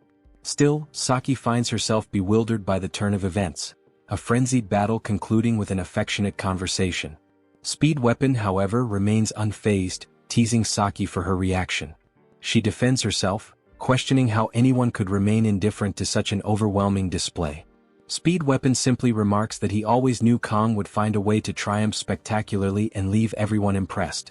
As Saki struggles to grasp how he could be so powerful, Speed Weapon admits he has no clue either. While they continue watching Kong and Chloe atop the remains of their enemies, Speed Weapon daydreams about how incredible it would be to livestream Kang's feats, leaving Saki perplexed by his remark. Snapping back to the moment, Speed Weapon calls Kong over so the group can regroup and move forward. As they walk, he points out that their goal was to collect 20 buffalo, yet they have far exceeded that number. He jokingly accuses Kong of showing off. Kong dismisses the concern, claiming that numbers don't matter. It's simply his way of making up for staying neutral and doing nothing during the exam. In truth, he had saved everyone from the siren, though that detail was meant to remain a secret. Speed Weapon nearly blurts it out before catching himself, remembering the need for discretion. Continuing the discussion, he recalls the terror they felt upon seeing the massive stampede charging toward them, even comparing it to the way the Lion King met his end. As a man of culture, he appreciates the reference, though Saki remains completely clueless, interpreting Lion King as some kind of dominant species. Suddenly, Chloe notes the eerie silence that has overtaken the dungeon. Saki, sensing something amiss, attempts to articulate her suspicion when a deafening rumble interrupts them. Their attention shifts to a strange disturbance emanating from what appears to be a gate. Turning to face it, they are met with the sight of the very thing mentioned during the briefing: the chained gate. The group is left in shock as Kong immediately realizes the gravity of their situation. The scene shifts to the corrupt vigilante as he continues advancing through the dungeon, coming across the traces left behind by the team. Their ability to handle such a large number of monsters surprises him. He recalls the deal he made in pursuit of 20 billion, an agreement offered by a self-proclaimed instructor. The mission itself is simple to understand. When questioned about his role, she explained that he needed to tame the dungeon's monsters and, at the right moment, drive them into a frenzy using a demonic stone. The exact moment would be when Kong entered the dungeon. Additionally, she instructed him to unlock the chained stone gate. Realizing the gravity of the situation, he questioned whether the goal was to sacrifice the group. Rather than answering directly, she simply remarked that she would find someone else for the task, given his apparent reluctance. In response, he quickly grabbed her hand, taking the stone and proving his willingness to comply. Without much thought, he submitted to her orders, and she warned him to stay alert for calls from unknown numbers, through which she would provide further instructions. He, now entirely obedient, agreed without hesitation. As he continued walking through the dungeon, he displayed no remorse. His motivation remained clear: using the mission's payment to escape his gambling debts and continue playing. Trying to justify his actions to himself, he pressed forward, convincing himself that the targets were nothing more than helpless kids with no chance of survival. The focus then returns to the gate, where the group questions whether they are on the right path. Kong quickly realizes that their journey had been surprisingly smooth because they were being led into a trap. Recalling the vigilante's gaze, he regrets not trusting his instincts. However, he remembers that the gate can only be opened in the presence of a demonic stone. He had previously seen its fragments but never expected the gate to be left wide open. Though he briefly considers the dungeon's reward, he dismisses the thought, prioritizing survival above all else. His attention shifts to the red line crossing the gate, and he reminds himself that he has already used his blessing. However, he believes Murasame will hold out for some time if a fight breaks out. His only option is to shatter the gate before it fully breaks apart. A sudden, thunderous sound erupts through the dungeon, drawing everyone's attention. Chloe panics, questioning what is happening, while Speed Weapon finds himself equally unsettled. At last, the colossal figure reveals itself, wielding a massive twin-bladed axe. The group immediately recognizes it as a buffalo, yet unlike the others, its overwhelming presence radiates an energy powerful enough to instill fear. Kang realizes that there is no more time for preventive measures. The dungeon's ultimate reward is the Blessing of Transition, an ability that allows a blessing to be transferred from one person to another, but it can only be used once. The creature before them is none other than the Minotaur, known as the Buffalo King. Inside the stone gate, two buffalo-like monsters stand in an alert position, scanning their surroundings, while the main boss monster sits between them. The group stands in front of the trio, trying to comprehend where they have found themselves. Chloe is taken aback by the realization that monsters are inside the gate, while Kang struggles to comprehend how even those two buffalo monsters seem beyond what he can handle alone. Kang quickly assesses the situation, understanding that even if he manages to break through the gate and try to escape, the moment the Buffalo King awakens, it will be nearly impossible for everyone to leave unharmed. Unlike the midterm exam where there was no prior information about the mermaid, the boy has encountered the Minotaur in gameplay before. If he were in peak condition, Kang could have handled all three buffalo monsters by himself. However, at this moment, the 40-second duration of Speed Weapon's immunity blessing has already been exhausted, leaving Kang with no room for error. Kang accesses his knife thinking to act in the most possible way to succeed. Kang grips the knife tightly as he turns to Speed Weapon, asking if the pain-reducing blessing is still available. Speed Weapon confirms that it is, and when asked how long he can maintain it, he responds that the maximum duration is about 2 minutes. Kang then determines that this will be enough and instructs Speed Weapon to keep applying the blessing while Kang engages the Buffalo King. Kang knows that even a momentary lapse in focus could lead to severe injury or even death. Speed Weapon reassures him, promising to do his best. Kang then shifts his attention to Saki and Chloe, assigning them to handle the wounded buffalo monsters on the side while warning them to stay away from the boss, as it is far too dangerous. Saki, observing Kang's composed demeanor and decisive leadership, appears genuinely impressed. With the team prepared, Kang instructs them to follow the same strategy they had used earlier against the horde of buffalo monsters.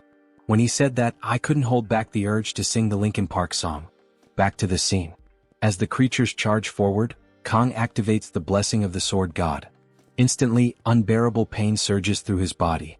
Fortunately, thanks to Speed Weapon's pain-reducing blessing, he is able to move despite the agony. He steadies himself, reinforcing his resolve. At that moment, the Buffalo King launches a charge straight at him. Without hesitation, Kang rushes forward to meet it head-on. The monster swings its massive axe in a devastating strike, but Kang reacts just in time, narrowly dodging the attack. The axe crashes into the wall, shattering it upon impact.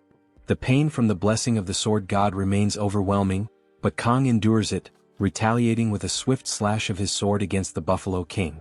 The Buffalo King swiftly blocks the attack with its axe and immediately counters. Kang evades the strike, attempting to create distance, but to his surprise the monster suddenly kicks from behind.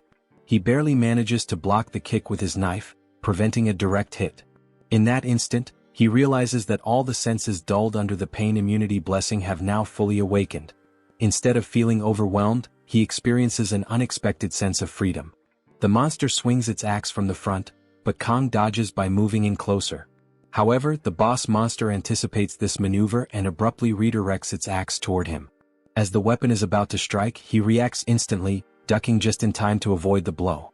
The axe crashes into the dungeon wall, sending debris flying. Seizing the opportunity, he swiftly moves behind the monster, but relying on its sharp instincts, the beast quickly turns and delivers a powerful strike at the exact spot where he had been standing. The impact sends a cloud of dust billowing through the air, covering the battlefield. As it settles, the monster is momentarily stunned, finding Kang sitting on the blade of its axe. Saki watches in disbelief, unable to comprehend his movements, which seem beyond human capability.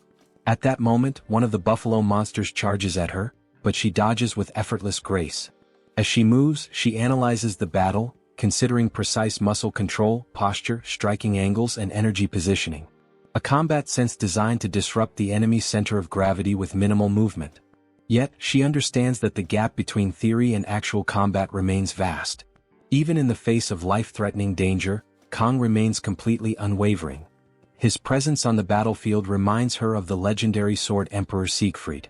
Seizing an opening, Saki draws her bow and releases a perfectly aimed arrow, striking the buffalo monster with flawless precision and taking it down in a single shot.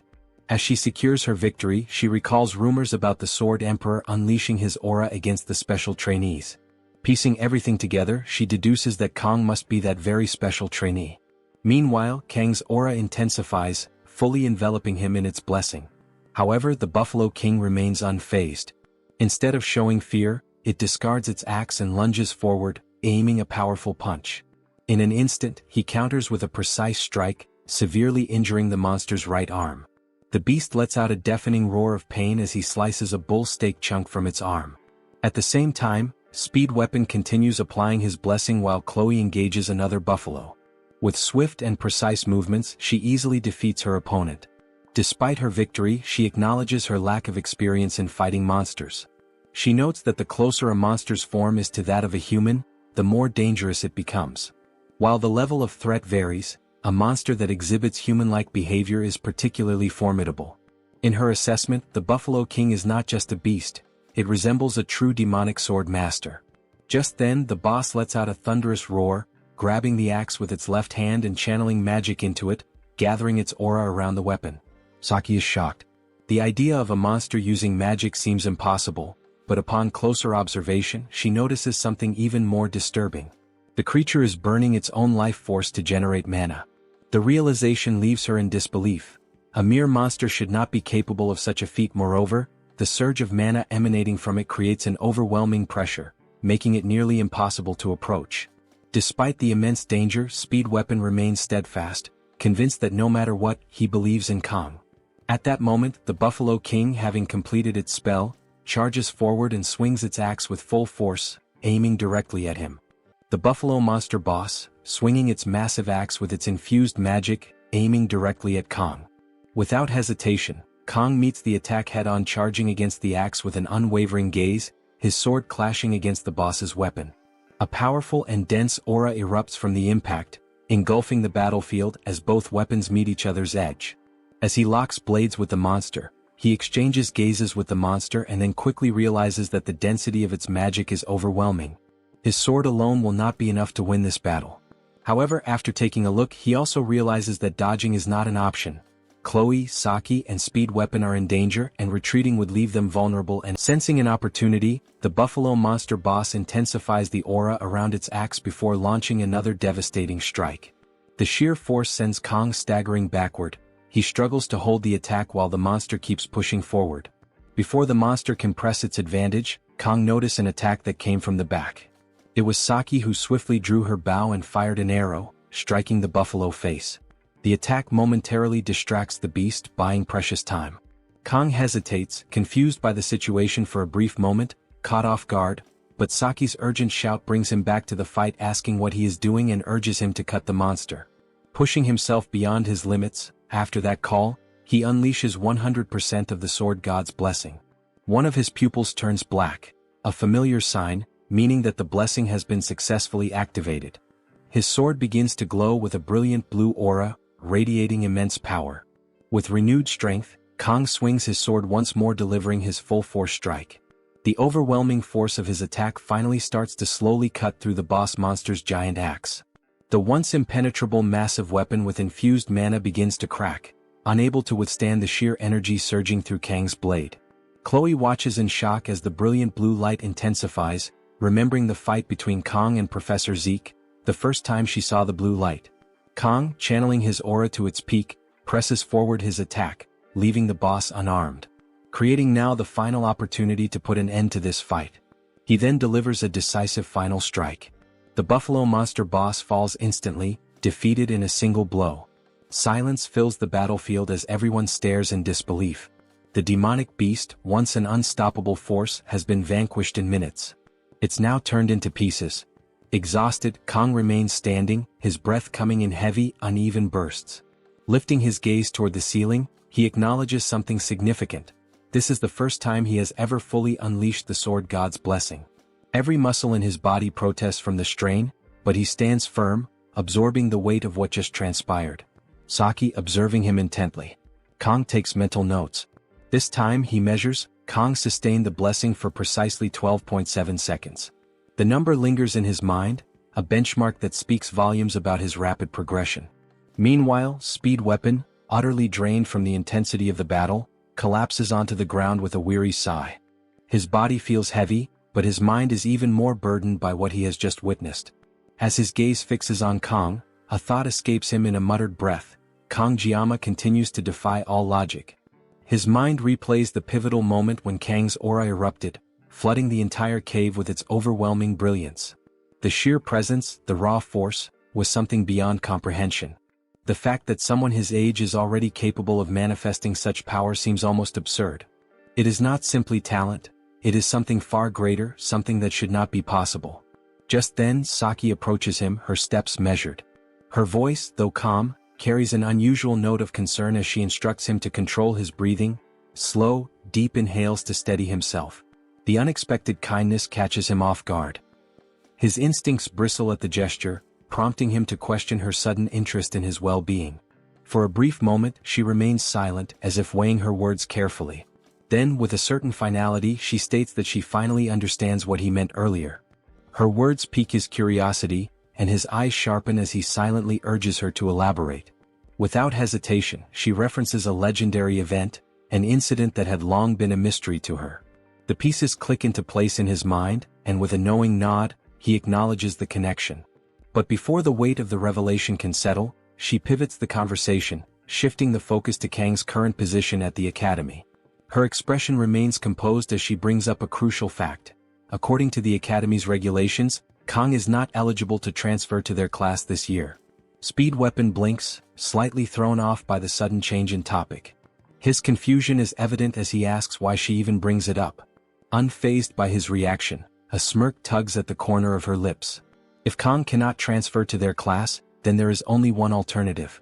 The academy rules may prevent him from joining them, but nowhere does it say that they cannot transfer to his class instead. Her proposal hangs in the air, challenging, almost daring him to refute it. Speed Weapon hesitates, mind racing as he searches for any loophole, any contradiction that would invalidate her logic. But no matter how he looks at it, the rules do not forbid it. Begrudgingly he concedes the point. Saki, satisfied, lets a grin spread across her face. The idea takes root in her mind, unfolding possibilities she had not considered before. If the path to Kang is blocked, they will simply carve a new one. The thought alone is exhilarating. Meanwhile, Kang reflects on the battle. Even with Speed Weapon's blessing, the toll on his body is undeniable. However, the progress is clear. Fighting without the blessing of painlessness is a step forward. Before he can dwell further on his thoughts, Chloe rushes toward him, embracing him tightly. Tears stream down her face as she desperately checks for any injuries. Still recovering, Kang struggles to respond, prompting Chloe to step back, embarrassment flashing across her face. With a deep blush, she quickly apologizes. At that moment, a system window appears before Kang, congratulating him on acquiring a new blessing.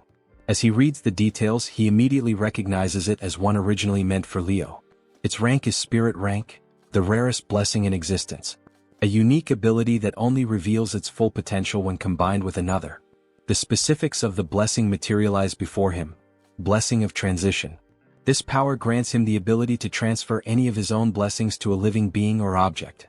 But, as a requirement, he needs to make direct physical contact with the target for activation. Realizing the potential of this new ability, Kang immediately sees its significance in mastering the dual-natured Baemon. Determined, he resolves to make full use of this rare blessing. Just then, a heavy creaking sound echoes through the stone gate as someone steps inside. Turning his attention to Chloe, Kang reminds her of the favor he had asked earlier. Without hesitation, Chloe acknowledges his request. The figure entering the room is none other than the security guard from before. Before he can react, Chloe swiftly moves in, landing a precise strike to his leg. The guard stumbles, attempting to regain his footing, but her piercing gaze stops him in his tracks. With an unwavering voice, she warns him to remain still or face the consequences. Speed Weapon, caught completely off guard, demands an explanation. Kang, calm as ever, simply replies that he had asked Chloe for a favor earlier. The injured guard winces in pain, his glare fixed on Kang, demanding to know the reason behind the sudden attack. His voice carries both frustration and disbelief as he questions what he had done to deserve this. Kang, unfazed, responds coldly, making it clear that he intends to uncover the truth. He shifts his attention to Saki and Speed Weapon, pointing out the suspicious timing of the rampaging buffalo monsters and the unexpected opening of the stone gate. Every event seems to trace back to the guard before them. Saki, exuding confidence, crosses her arms as she assesses the situation. The lack of surveillance cameras within the dungeon makes it highly unlikely that the guard's arrival at such a crucial moment was mere coincidence. Speed Weapon, still struggling to piece everything together, questions the motive behind the guard's actions. Saki, growing impatient, dismisses his confusion and presses forward. There is no way the guard orchestrated everything alone, and she demands to know who is truly behind the scheme. The guard remains silent, his defiance evident. However, Saki's sharp gaze remains locked onto him, her stance unwavering. If he refuses to speak, she is prepared to make him talk by any means necessary. Before she can act, Kong steps forward, his calm yet firm tone leaving no room for negotiation. He makes it clear that if the guard does not reveal the identity of his superior, there will be consequences. Fear flickers in the guard's eyes as he begins to tremble. Realizing he has no way out, he finally gives in, his voice tense as he confesses. A few days prior, an instructor from Hawken Academy had approached him with an offer to have his debts erased in exchange for his cooperation. The revelation ignites fury in Speed Weapon, who clenches his fists, barely containing his anger. Saki, quick to regain control, orders him to stay calm before demanding a description of the instructor. The guard hesitates momentarily before revealing what he remembers. The instructor was a tall woman with purple hair and sharp eyes. At this, Saki's expression darkens. The details match someone she recognizes, a familiar face that immediately stands out in her memory. She turns to Kong, her voice steady yet grim. If her guess is correct, the instructor being described is none other than the assistant instructor from her own class. Speed Weapon's eyes widen in realization. If this instructor was involved, then she was likely responsible for the incident during the midterm exams as well. His words catch Saki off guard, and she quickly demands further clarification. Kong, his tone serious, confirms what Speed Weapon suggests. During the midterm exams, his team had encountered a demonoid mermaid. Saki, visibly shocked, processes the new information. Leon, who had ended up hospitalized, had fought against a demon? Speed Weapon wastes no time in setting the record straight. It was not Leon who had taken down the demonoid mermaid, it was Kong. Kong remains composed, neither denying nor elaborating further, simply confirming what Speed Weapon has stated. With all the pieces in place, Kong reveals that he had been recording the guard's confession the entire time. Saki, impressed by his foresight, watches as Kong connects the final dots. As the recording ends, Chloe pulls her sword out of the guard's leg, causing more pain, leading him to scream. Kong then elaborates on how the plan was supposed to be perfect. A dungeon that was never meant to open had done so at the perfect moment to eliminate someone. The realization dawns on the guard, his shock evident as he demands clarification. Kong, however, does not acknowledge his question. Instead, he turns to Chloe. With a calm and decisive demeanor, Kong entrusts Chloe with the next course of action.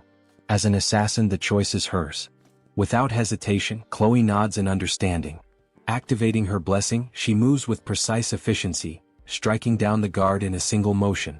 As the group exits the dungeon, Kang's mind remains preoccupied with the greater conspiracy at play. The elders and instructors of Hawken Academy are the ones targeting him. His expression hardens at the realization. If those elders wish to eliminate him, they should come at him directly. And when they do, he will ensure they are erased from existence. He will cut them down.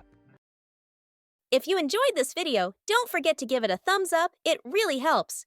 And for more content like this, make sure to subscribe and hit the notification bell so you don't miss any updates. Let me know in the comments if you'd like to see another part. I'd love to hear your thoughts. See you next time. Bye-bye.